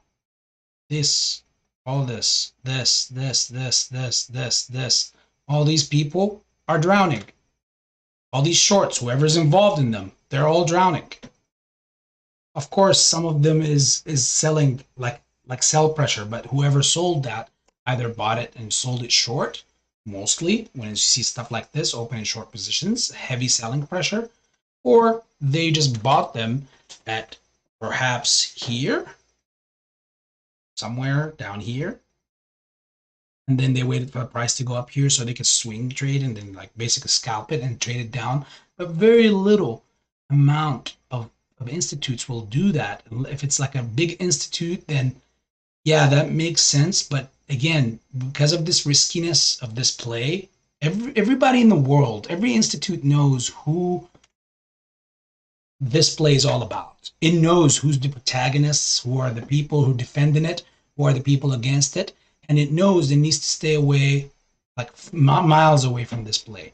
So any institute that still gets in to make some money, like a retirement fund or Texas retirement fund or whatever, or police fighter, like the firefighters fund or whatever, when they get in, like it's always to get in and be like a long position for a long time. So for the fact that somebody got it here, let's say if it's a regular institute, got it in March, only to dump it here in May, like um, these pension funds don't operate like this. Like it doesn't sell that quick or that fast or whatnot and all that stuff. They wait for over after a year so they can get their capital gains and all that stuff, and it'll just be much better for them overall. Now, on the bigger broad of things to look at is since the all-time high that we had, it's important for them to hold us where we at. Here's why. Not let us continue to go further and further and further. So if you can see, this doesn't necessarily here.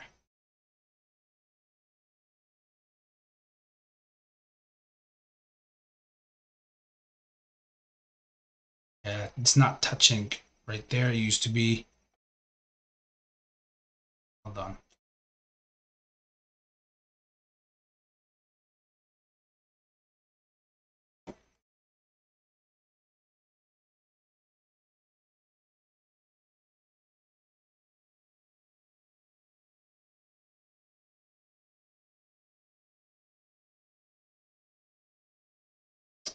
It's not the cleanest, so therefore we can forget about that trend.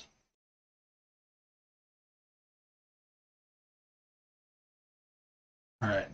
So right now on the weekly, our RSI is average, not too hot, not too low. The MACD's spinned up to the top side, which means we're looking good. In the daily, we also still look good. RSI is much higher though, hotter. Same thing on the hourly or 4 hour, sorry. The hourly, we have on the upper side, but again, we need a lot more action for it to go back up more and more and more. And this is us at this point right here.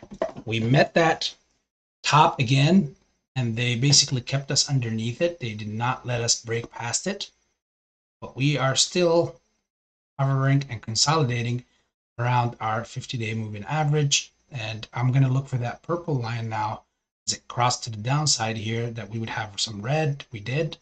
I'm going to be looking for that to break right back up to the upside once this cycle here finishes. And we'll see how powerful that is going to be if we're going to have a strong, real good green push, taking us above that 614 and claiming it and holding it perhaps. Oh my God.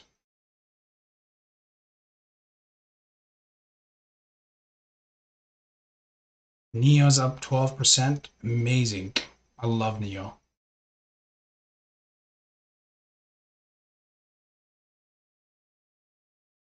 BBIG still up. They were able to successfully bring them underneath that 476 range so that they could keep them right here. They do not want this to go right back above that 476 range, as it's a psychological bad level for them.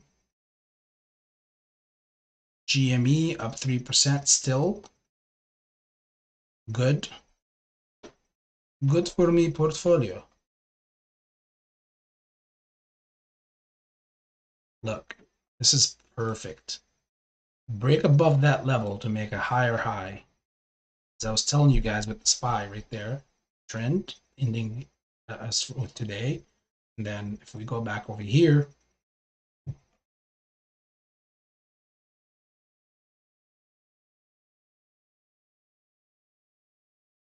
from last week,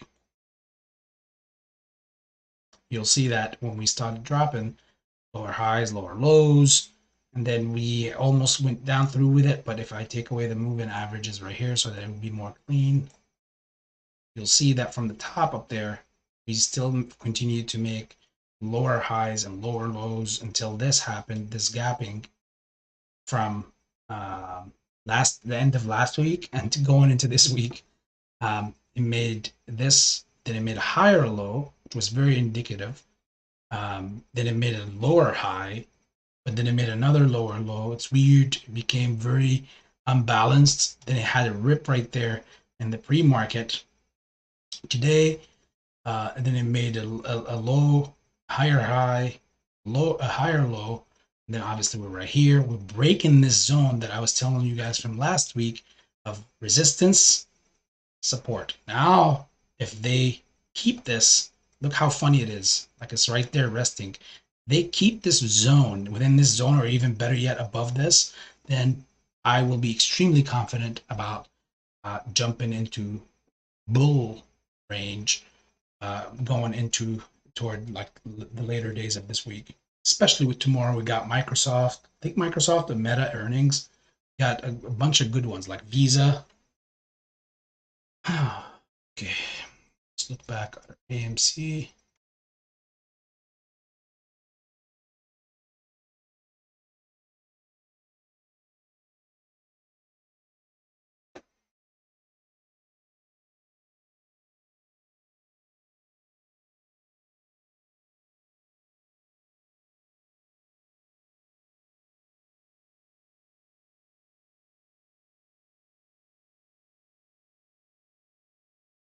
Look at that. They're fighting us. They're fighting us hard.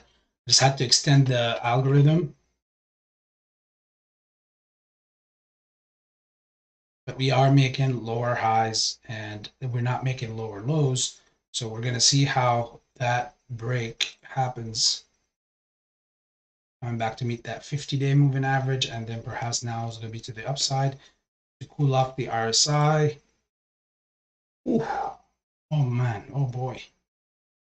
All right, let me look at some questions here. Let me look at the chat. Let me pay attention to the family. See what's going on right here. What's going on with you guys? Who got any questions? Slow and steady is good. A lot of predicted we would be back to 4 something. Those were the shills. Haha. Yeah, of course they were. Yeah, the funny thing is none of them is around right now. Like all those shills were in full force. You know what kills me is like the fact that there's a lot of them out there that are even like some claim, I'm gonna call them shills, but they claim that they are AMC investors. They're like perhaps arbitrage pushers. But it just blows my mind that they're happy to see AMC go down, but in the same time, they're so hypocritically push out the agenda of we care about AMC and we want fundamentals, but in the same time, I care about my arbitrage. Like, which one is it? Choose. Are you going to be the person that carries the cross, or are you going to be the person that cares about their personal investment, but they mask it with we care about AMC. That's why we're doing this. We need AMC. Can't have both words. And even if you do, It's fake. It's not true. It's laced with a lot of BS and a lot of fake.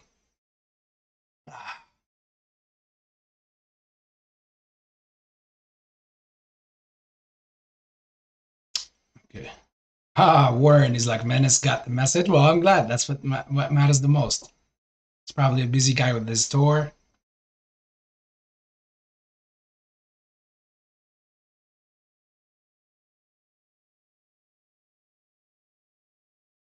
All right. Do you guys have any questions? Anybody have any questions for brother AB before AB goes to eat, pray, shower, change, and then get ready in his favorite recliner? You guys have no idea. Like that recliner, I sometimes fall asleep in it just because it's like kind of like anti-gravity. So like it's just so comfortable, like no pressure, no gravity, nothing, none of that stuff.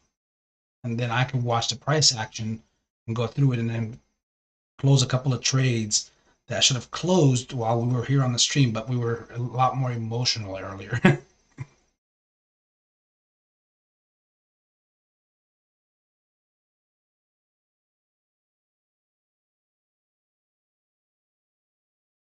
Yes. I feel bad. I feel like I didn't look at most comments earlier in the chat. So please forgive me, people. You know, these are, you know, kind of like weird times for the ones that had asked any questions or anything. If I didn't see it, I'm sorry. I definitely didn't see it. Not that I ignore it. I try my best look at it, but there's many things that needed to be, we needed to go over, and they were important, so we did. And hopefully, you know, everybody learned a lot. Like I'm going back in right now. I see Peggy. If you're still here, uh, much love to you, sis. Along Coffee, what's up, brother? Do you realize AA said APE was free, but we got a lot of depths? How we have depths and give free money at the same time? He's crooked. Yeah, well, again, you know, believe it or not, Alan, it's that kind of stuff works on people, you know. But again, it's mind baffling how that open letter is perceived very negatively by mostly the opposite crowd, the crowd that normally supports AA the most, even if he's, I guess, stabbing somebody to death in public. They'll still defend him. Like, no, he's just tickling him. They'll still find a reason to make a good case for him. However, they're most of them are actually looking at it bad. They don't like it because it does make it look really bad for AMC's chances in that lawsuit with Judge Zern. And from my point of view, I'm like, hey, that's why I came up with that idea to make a video that hopefully you guys, if you haven't seen it, please check it out. It's my last video that says my AB's open letter to Adam Aaron. So please, AA, keep making open letters. I love it. It makes your chances in court even better and better. I love those odds.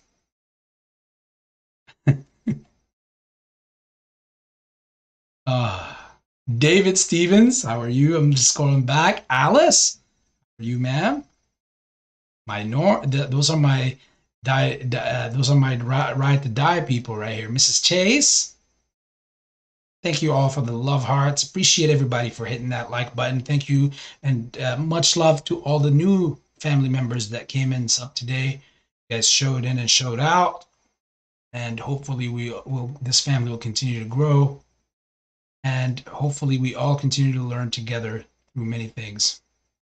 The Marine was saying, I stand for retail. I don't stand for a pink collar 40 Wall Street suit who made 105 million of you and I who claim he rides with us. If you're still believing that, then, well, fill in the blank, guys.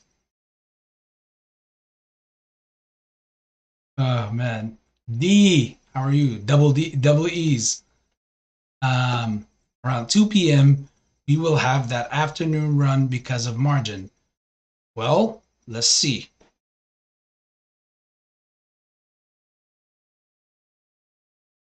D. Where's that run? We've been in a steady, good AB algorithm of the upward trend, moving nice and slow. You know, playing the music in the background. Imagine the shorts right now. They're like balled up in the corner and they're like so afraid and like, please don't do this to us. You know, we're like approaching them like on some scary shit. Saying, I didn't do this to you. You did this to you. And playing the music in the background, like nice and slow.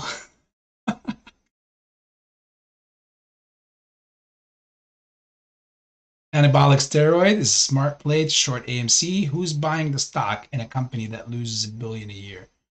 Um, well, okay, it's smart to short the stock. It's a perfect target. So was all the other meme stocks because, like, if you think of it, even GME as well, it relied on retail. So after COVID hit, all these businesses relied, any business that relied on foot traffic, human traffic coming in for business, for money, if that was their method of making money, revenue, they all got hit. They were all automatically labeled with targets on their backs as perfect shorting companies because they were not having any income and their only way of income was retail foot traffic, but foot traffic wasn't happening.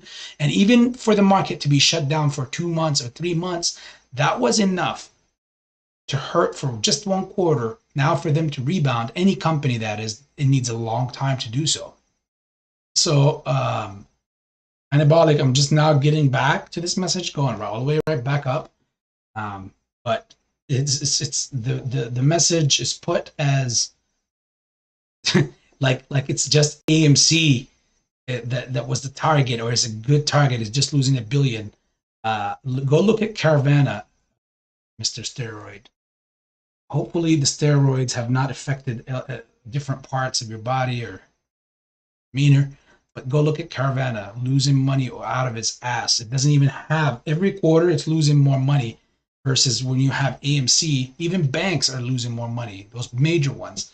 AMC has been, since the pandemic, has been on the rise every quarter, whether still in a loss or not, but it's still showing promise versus companies like Carvana is losing more quarter after quarter. And there's no near sight besides a chapter 11. And the reason why shorts are getting screwed in there, and that's why you have that short run or the squeeze play in Carvana. Well, one, because it's not a meme stock. There's not too much concentration. So shorts shorted it down. Most of them closed their positions. They're like, hey, you know what? That's it. We brought it down from, it was in the hundreds. And now we brought it down to freaking $2, $3. Of course, they were like, that's it.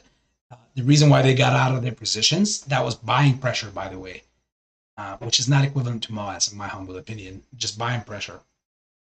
I think it's just a regular run up, a gamma run up.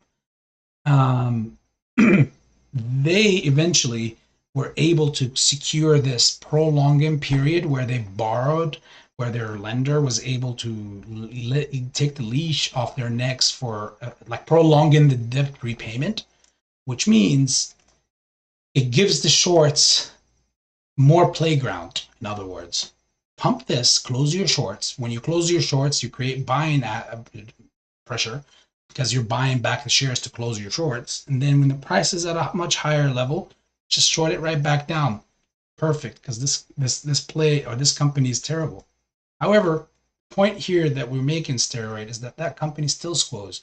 Are you going to go to Carvana and that community and tell them, you guys are a great unshortable play? Because if that's what you're going to say, then you basically don't know what you're talking about. And if you're going to go and tell them your play is going to get shorted, that's why it's being shorted, they'll tell you, what planet are you living on? Look at it. We're squeezing. We got in here on the bottom, and now look at us. We're in the 30s and the 20s and the 40s.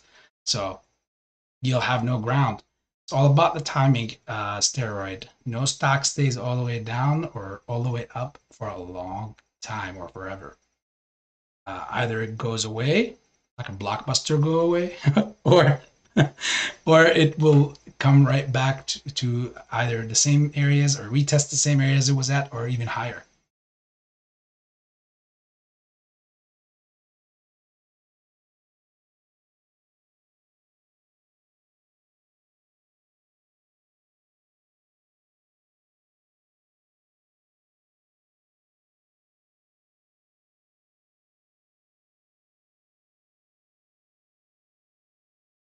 Broke ape. Guys, I'm from New York, where common sense is a matter of life or death. So I'm chocked full of it.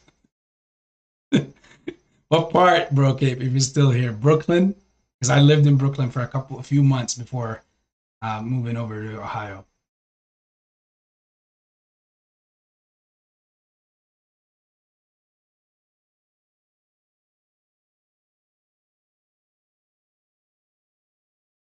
Anabolic steroid. You were having fun in this stream. Wish I was around when you were putting all this stuff. Up 28% on the day, down 90% over the last 12 months. Short sellers made billions off your diamond hands. Well, okay, Anabolic. Uh, if you're still here, can you put a stock that you're invested in and a meme stock that you're in since AMC is not? And I hope with the whole, like with all my, literally like with all the bottom of my heart, I hope it's not what I'm thinking it is. Because here's the thing. I have major positions in AMC. I have major positions in GME. I have major positions in like Telray. I have major positions in SPCE. Uh, BBIG right back into it in an option way. Um, and I hope it's not one of these other companies that you're in, especially GameStop, because if that's where, then you please go ahead, take off that same or take the same percentages that you just put over here or that comment and apply the same thing there. Not that I'm shilling on it because it's my investment there. It's a huge investment in there. Because I don't see the sense where people are elitist. That whole talk, they'll make shit to me. This is the stock market where you make money or you don't. If it makes money, I'm in it. If it doesn't make money, I don't give two shits about it. So that's the way I view it. This whole elitist thing that doesn't fit in my world. I don't even know how that has any space in people's minds or lives.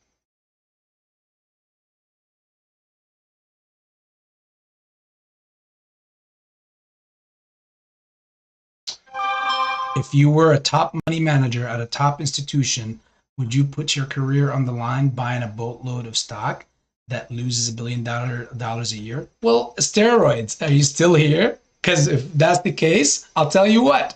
BlackRock is, Vanguard is, and those are the biggest, not just no big top money manager. No, Larry Fink is the topest. That's not even a word.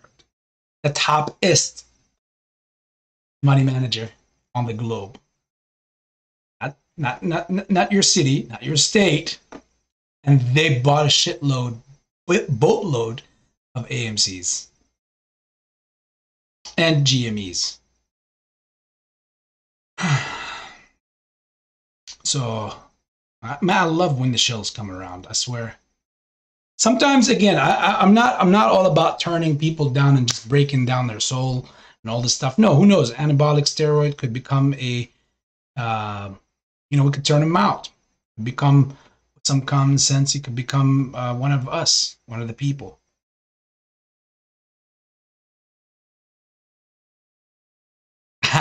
Jam, Reckless Bams, AB, you're fucking amazing. My option. Oh, yeah. Congrats then. It makes me happy. It makes me real happy.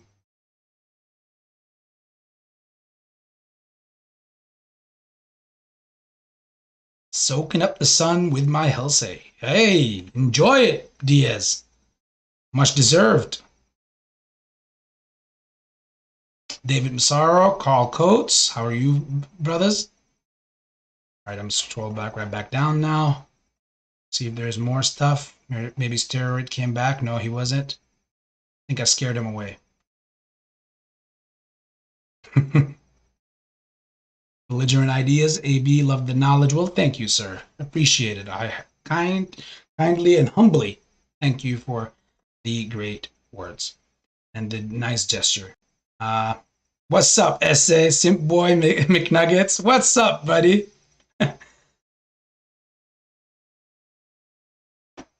¿Qué pasó, amigo? I got the worst Hispanic. Can you imagine? Like, I got a Hispanic accent.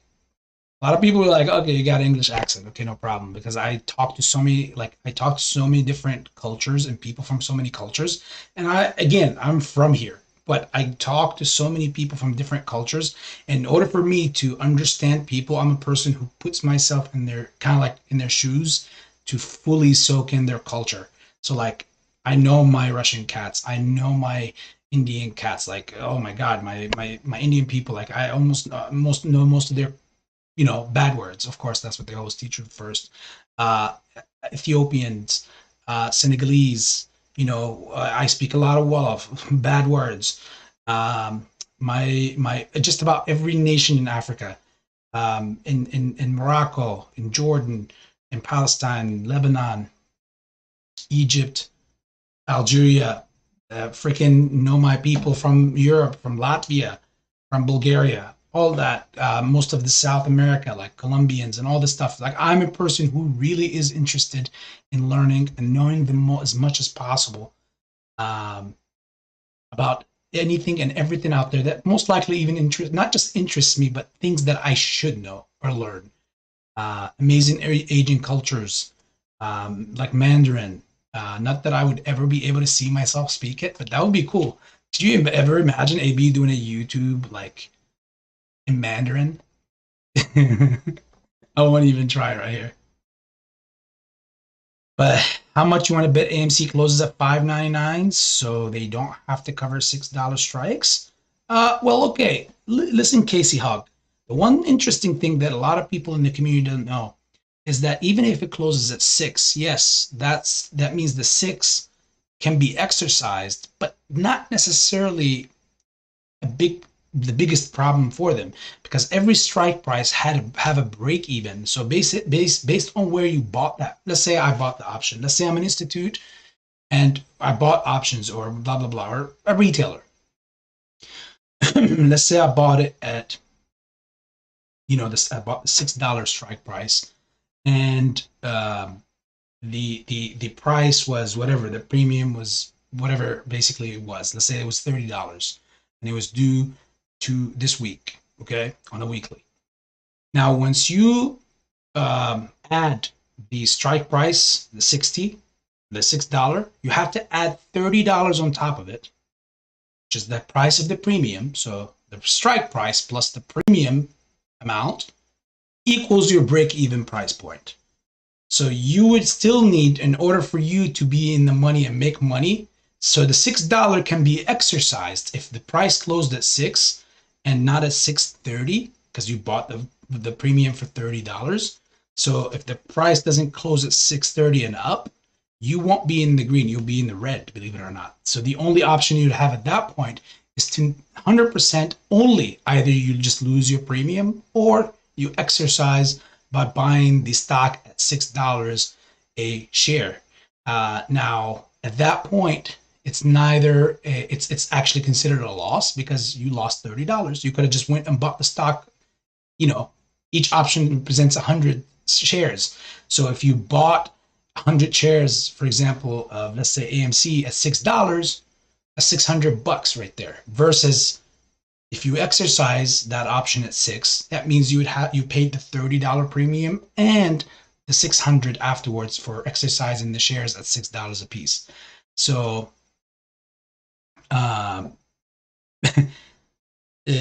so ultimately it is how that's how that works. So I would be more excited when it moves into the 6s, so that these people would have it for gains, and perhaps some can be exercised and some can be sold so that they can have the liquidity to exercise others if they really do want to see gamma squeezes. Peter Angelo, what are your thoughts about the increase in the short interest ratio to 8 days? Just more juicy. Just more juicy now. It's already juicy and now it's even more. These people literally have to freaking somehow close. And when this party gets started, it's going to take longer to close this. It's not going to be a short squeeze in one day. That's it. Of course, you have to be logical, guys. You have to expect the ups and the downs. in the movement. That's why I showed you guys the levels of that I had on the chart, as far as like where it goes from this level to this level. We will bounce between one level. If it's too much volume and too crazy and it's too volatile, it's like moving, ripping resistance levels one by one, like just crazy, like what happened in the aftermarket in Friday, 100% in less than an hour. Then that's when you will start seeing like the craziness of all that. But even then, all that would not just be done in one day. They're going to need days to a week to 2 weeks at the very minimum to continue through or finish this whole cycle. Once this thing takes place, as we see it now, as things stand, they would have to basically get through and finish it through a few days. Hopefully that answers the question, Peter. I speak AA dilute or reverse split cell bankruptcy. Nicole Kidman. Okay. Gorilla Grodd is back. There you go, brother. Did you complain when Elon Musk or John Donahue of Nike raised capital by selling to institution? General statement, not directed at any person. Okay. Well, it's, I mean, fair point, Gorilla Grodd, but do you know how much those gentlemen you just mentioned have earned their shareholders, and how many forward stock splits they have done to basically make their shareholders even more and more and more rich? For example, why was AB one of the people who supported what GME did when they did a forward stock split? It's because in the MOASS, in the event of a short squeeze, it's how many shares you own that's going to be your best asset or the biggest asset.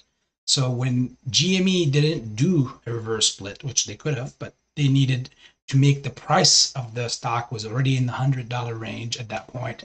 They needed to make the price more approachable to more other retailers or people who couldn't afford that price. So they divided it. They did, what was it, 3-to-1, 4-to-1 forward split. And now more they're basically welcoming more buying pressure to come in, but not at the expense of their investors. Yes, they did make the float bigger, but guess what?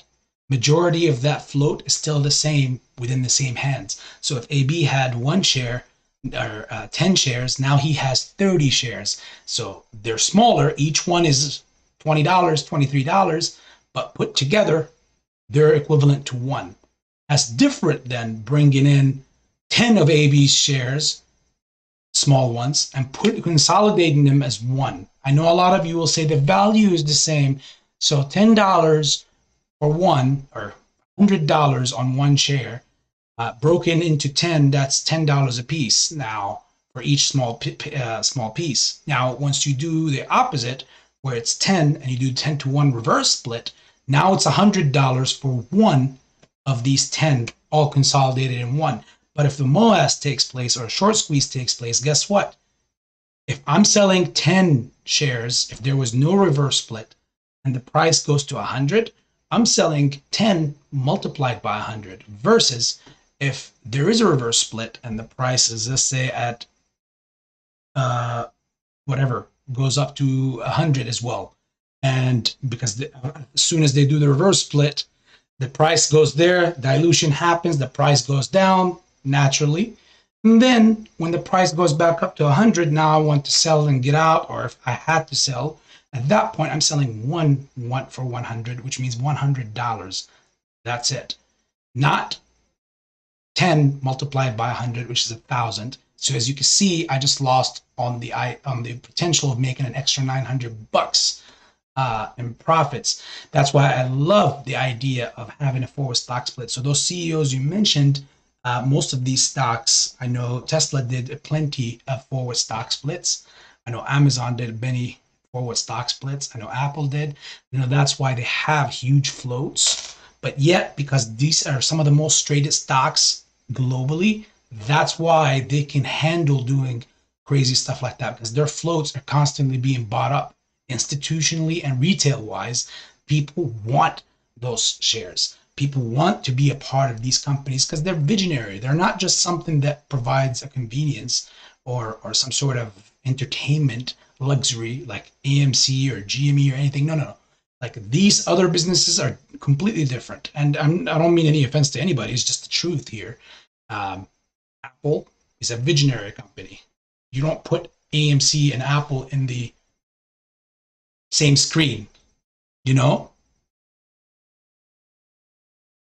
AB, is your screen frozen? It shouldn't be.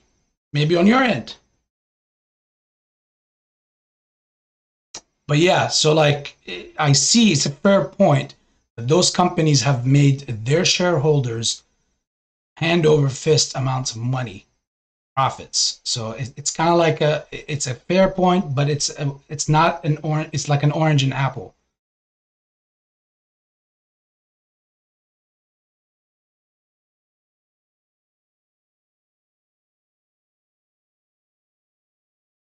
I'm here for the fight, not for the complaint about the CEO. Well, that great. Okay, Gorilla Grodd, my brother. No one is here complaining. You see, there's this weird subtle talk that, and again, you know how much love I have for you, brother. You know that you and Lady Grodd. But there's this subtle digs or talk where people say complain, complain, complain. We're not complaining. We're being direct. Okay, I want to end that. Complaining means you're doing something without, like you're saying something that you can't do nothing about. No, that's not the case. We're talking, we're speaking our minds, we're taking digs at this guy because of his shady actions. This is not complaining. We are fighting now. We're going to fight. As you can see, we're fighting now. I'm part of the crowd that is saying no to this and no to that and all that stuff. But who am I fighting? I'm not complaining about the CEO. I'm fighting the hedge funds. If he's with the shorts or indeed with doing some shady stuff that is only hurting the company, then he's part of the people that I have to fight. That's what we're talking about. And again, I'll say it with all the love, brother. I just want all of you. I just want you as well to see where we're coming from if you see it in a different way. We're not complaining about the guy. We're trying to put a target to see exactly where his loyalty lies. Because many people are so easy to give their loyalty. Okay, he's the CEO. That means I have to trust him. He's our CEO. He's our silverback. We have to trust him. Hell no. Unless you earn that respect and that trust, then all that shit goes to the birds. I speak for myself here, and perhaps many other people who are talking about Adam Aron or going at Adam Aron. We're not necessarily just complaining. We're fighting him from out of his craziness here. The actions that he's doing are constantly not only hurting AMC but hurting stock holders and the holders of the stock. And of course, it seems to be benefiting all the institutions and the board.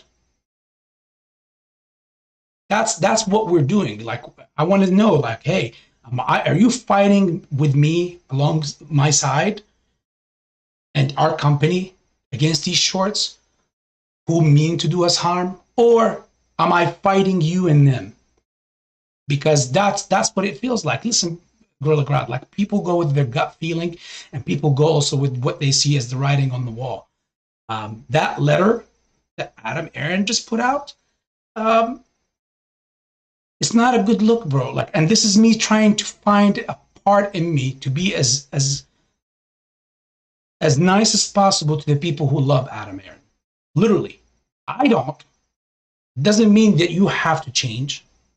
If you see it, like the number one thing about life is that whatever you see is the way you see. You don't have to see something just because somebody else sees it that way. But you can't, like, you don't want to be a follower just to jump into something as people are jumping in and following through with it. Do your own thing. But for me personally, and again, I don't know, maybe you were going back and forth with someone else in here and all that stuff. But again, we're all family in here. However, for me, myself, and I speak for myself solely here, I can't, like, I'm looking for the best case scenario here to try to be as nice and all this stuff. But again, I've been in this world, in so many countries, so many regions. I've partnered with people. I've been in the entrepreneurial life since I was 18 years old. I've had my own business and all made from scratch. I didn't have no money from a family. I didn't come from a family where I just had the money left and right. And even if they did, I would have never taken it. I've just done it all on my own, started smaller businesses into smaller businesses, and I've always been that kind of person. And I know shady when I meet it because I met all sorts of types of people in this world. I know this because I'm in the business world. I know this. That's my personal outlook on him. Now, can he do something to change that? I've put out a video with an open letter. I said, hey, you could easily, if you saw how Judge Zern's disapproval of the settlement made them go 100% in 1 hour, what do you think would Adam Aaron releasing a letter saying, or news saying, okay, we're going to shelf the reverse split and the convergent talk for now? What do you think that's going to cause? What kind of ripple waves will cause to them, to the shorts? It's going to, I don't know, if Judge Zern's disapproval gave them that, they actively know that Adam Aaron could give them what they want. In my humble opinion, the reverse split / convergent is they could get access to dilution after AMC starts diluting. They want that. They didn't get that with Judge Zern's order. Naturally and common sense wise, that's why the price surged 100% in less than an hour. And guess what? That's equivalent to over $1 billion in market cap flowing all into AMC and APE for both. I'm not just speaking for AMC common shares, I'm speaking for the preferred equity as well. That's the way I see it. What if he shelves that? He just makes the announcement that it's shelved, and it will be shelved. There's nothing to be sued on. Yes, he shelves it for another few quarters, another 2 or 3. He doesn't even have to say when. We'll shelf this for now. That could eradicate all these shorts instantly. And when that happens, everybody gets their MOASS. Now, AMC wants to have access to dilution in the awakening of a MOASS. The problem is they can still have dilution and reverse split and conversion after the fact of all of this. At that point, people would have had their access to do all that, whatever they need to do. And in fact, that would be the least he can do in return of what the only hope that him and the company has was through us. It's the least they can do. People overlook and skim over the fact that, oh, CEO's jobs is to bring a profitable company and run a company, not to deliver squeezes and all that. Oh yeah, okay, well, without us, he has nothing, no company to run. He was not able to run anything. He even quotes that. And he dipped into our pockets one too many times already in these past 3 years. The least he can do to keep the company running, because trust me, brother, if this thing does not end correctly or on behalf of retail investors' side, I know human language and I know common sense language. I'll speak for myself again. AMC screws us, Adam Aaron screws us, and the board screws us in the long run. This is a message for AB from the past from the present into the future. And the price and AMC gets slaughtered to some sort of whatever convergent or reverse split, and nothing happens afterwards and gets all screwed up. Guess what?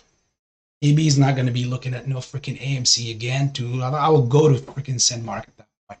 So at that point, it will be more of what I came here to trade just to save AMC and then get played. Like what? What the F do we look like? We came here to save a company and at the same time make money. That's what the stock market is for. Otherwise, we could have all not put our money in AMC from the get-go, or any of these meme stocks, and we could have just supported it with the news on Facebook. Okay, guys, save the movies. Stop bad short hedge funds and just use Twitter and talk about it. And nobody needs to invest a single penny. And either way, at that point, they would have closed down without our money. So it's a two-way highway, and he can win both. He can win us and them, and the company.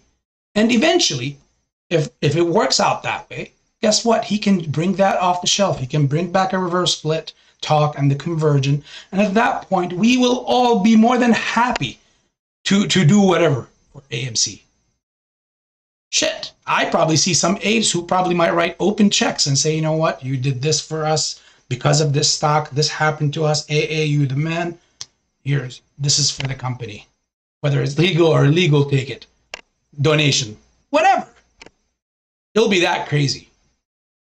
AMC runs anything or says it needs something, guess what? You're going to have 4.5, perhaps, plus million people who are die-hard common fans that will come after you, similar to a fan base of a freaking sports club, who no matter what, over the years will constantly, them and their families will constantly come to this and support this over that.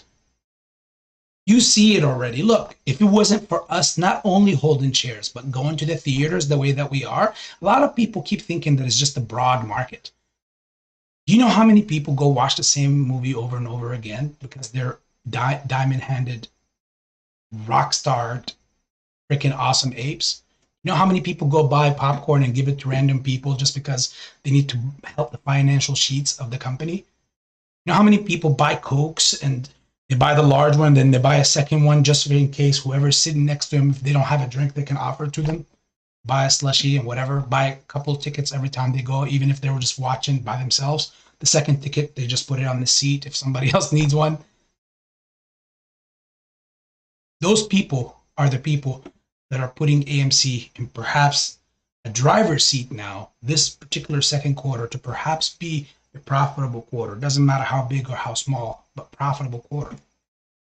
Those people, if they get hurt, you can only imagine, I'm not going to speak 100%, but I'll say at least 50% of those people will never show up to an AMC again if they get screwed after how crazy they went above and beyond to support the company. Not just by buying and holding shares, but by also supporting it financially in the movies.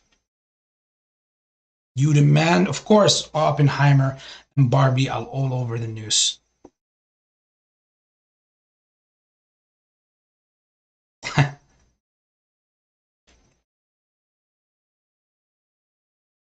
Let's see. Where is that? Girl Legrand.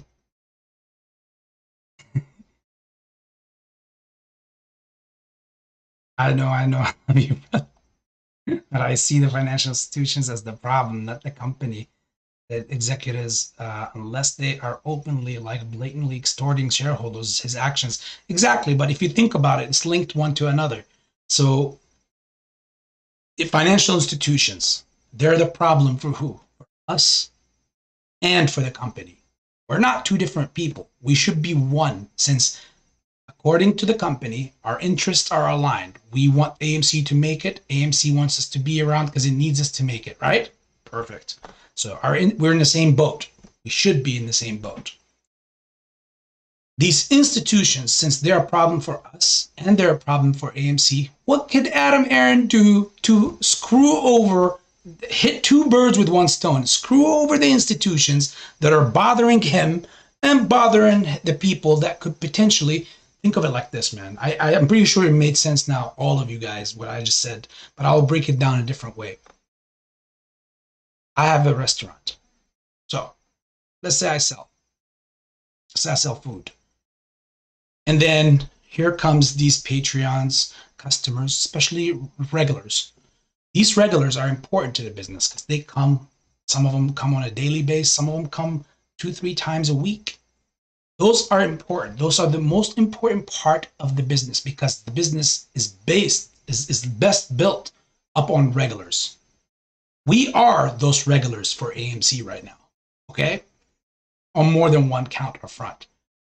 So when some think, if this Patreon or this regular that is coming to my restaurant to buy food is faced with a challenge, and they tell me like, oh, things are getting rough for me, you know, and all that stuff, I lost my job or whatever. Do you know what I do? The first thing I do?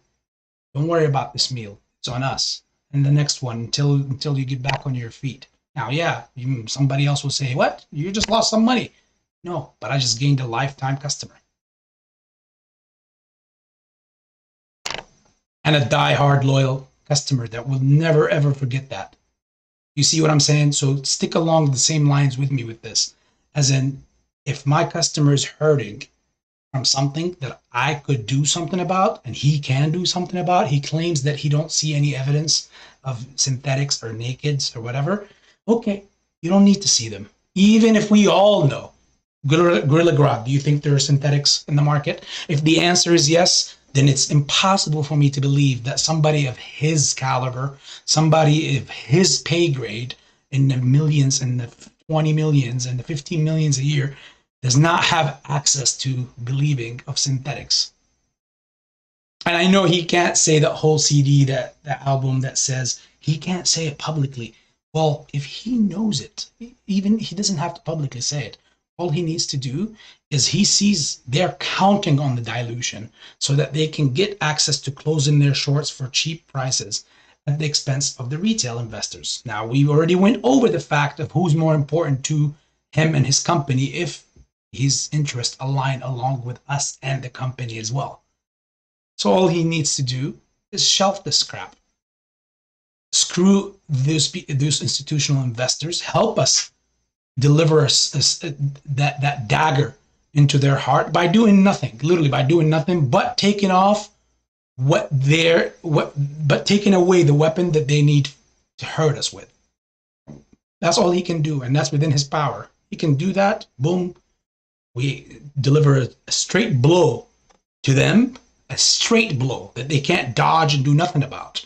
Straight blow. Obliterate all of them, take them off the face of Earth. AMC's stock price will skyrocket, and even when it comes back down as people are selling, it will not even come back down to the crazy levels that it's in, because none of these shorts is going to be around to try to re-short it right all the way back down to the ground. And at that point, he could win so many things. He also won an even more loyal base, retail base or investor base, much more powerful base, people, 4.5 or 4 million investors that are all freaking loaded as well.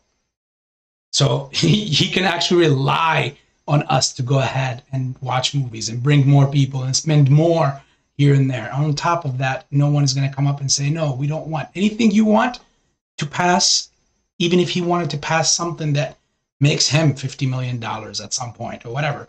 We'll be like, you know what, you deserve it, man. We made a lot of money. We're not greedy people. We just want what's rightfully ours. And it's within his power scope.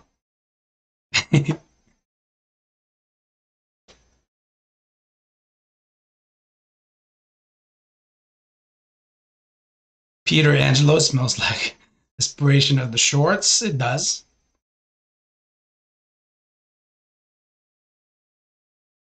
I know. I've never heard you say he's an angel or, he's the greatest. We were just talking about that point of like, whether it's fighting or complaining.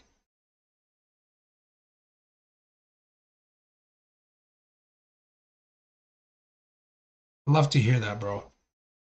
You're the best, Gorilla Grodd. Don't ever forget that, man. As you need to be the best Father Grodd. Hopefully your telepathic abilities do not get inherently passed over to Baby Grodd. Yeah, man, excellent point. Unfortunately, the board and AA are doing everything to destroy our company. Oh, man. People are paid $65 for Barbie popcorn holders. What more does he want? PV, walaikum salam, Habibi. Ledger ideas at KYP. KYP, what's up? KYP, I like the new name, aka Candy. I've been in this nightmare since 2020. I'm an OG and can see clearly now. AA is shady. Okay. 1 second, hold on. I need to see. Look, AMC is still, in the same area. Nothing much is happening. Consolidating, more like. We do need to go back into that upward trend algorithm, because right now we're consolidating. that we could have at any given time an uprise or change of change of trend. Right now, as it looks, as you can see here, we broke this on a 1 minute. That's why we had this up. We had that up movement, and then right now it looks like it's getting closer to chart. Like they're consolidating the 200 and the 50-day moving average, and one of the other is going to cross. I hope that it doesn't, and the blue line continues to go up, so that it doesn't cross the yellow down to the bottom, which means more downward pressure.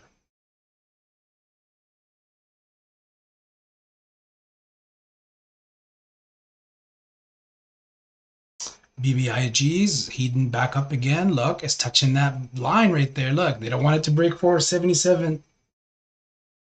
They do not want it to break 476 or 77 on that line right there. My trend lines don't lie. XBIV, big major move today. I like it. Neo and Lee are up. The SPY is also boring and consolidating right now.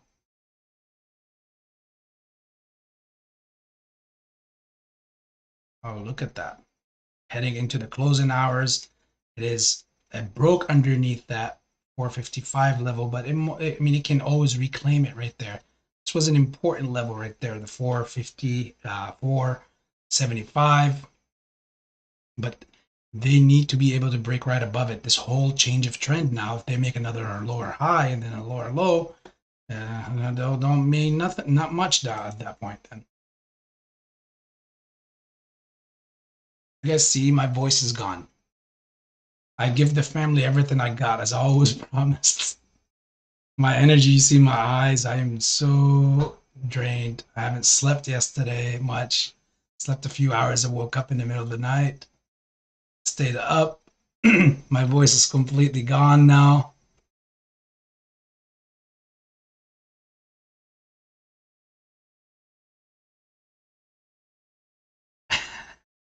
I'm so excited for you and baby and Mama Grad.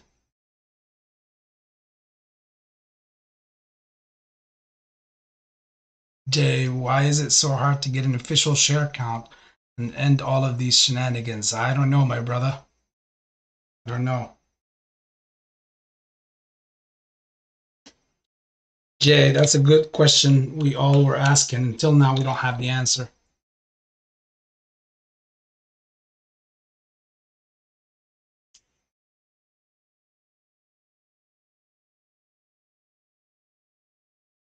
Well, family, maybe, as literally, like I said, have given you all he got.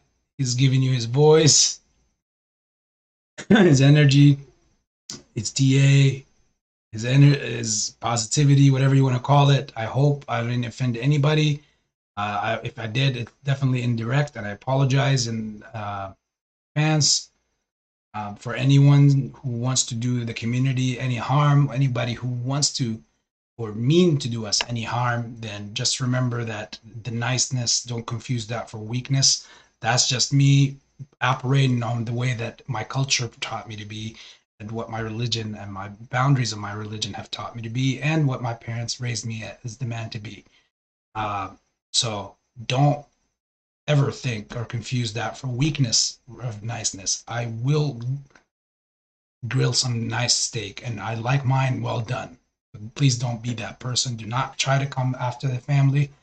Not try to do any of us any harm. If you think you got what it takes to try to shill against us, well, I'm not just that other the content creator that that doesn't know his stuff or any of that stuff, or just goes off of drama or all that kind of stuff. You better bring your triple A game when you shill, because you will be put on the grill. Other than that, this is a family zone. This is all love. You got nothing but love to share. This is the place for you. I love all of you guys. And if anything crazy happens again, keep your eyes on the after hours as our buying zone right here, even though it has been broken down to the downside, but we are not making lower lot at lower lows or lower highs. Trip hazard, welcome to the family, friend.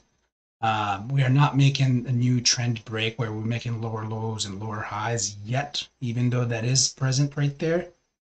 It is true, lower highs, lower lows, but we are still within that range of the buying zone and the trend that's going to be going upwards. We still haven't crossed, as you can see on the 50-day and the 200-day moving average. So the trend is still up.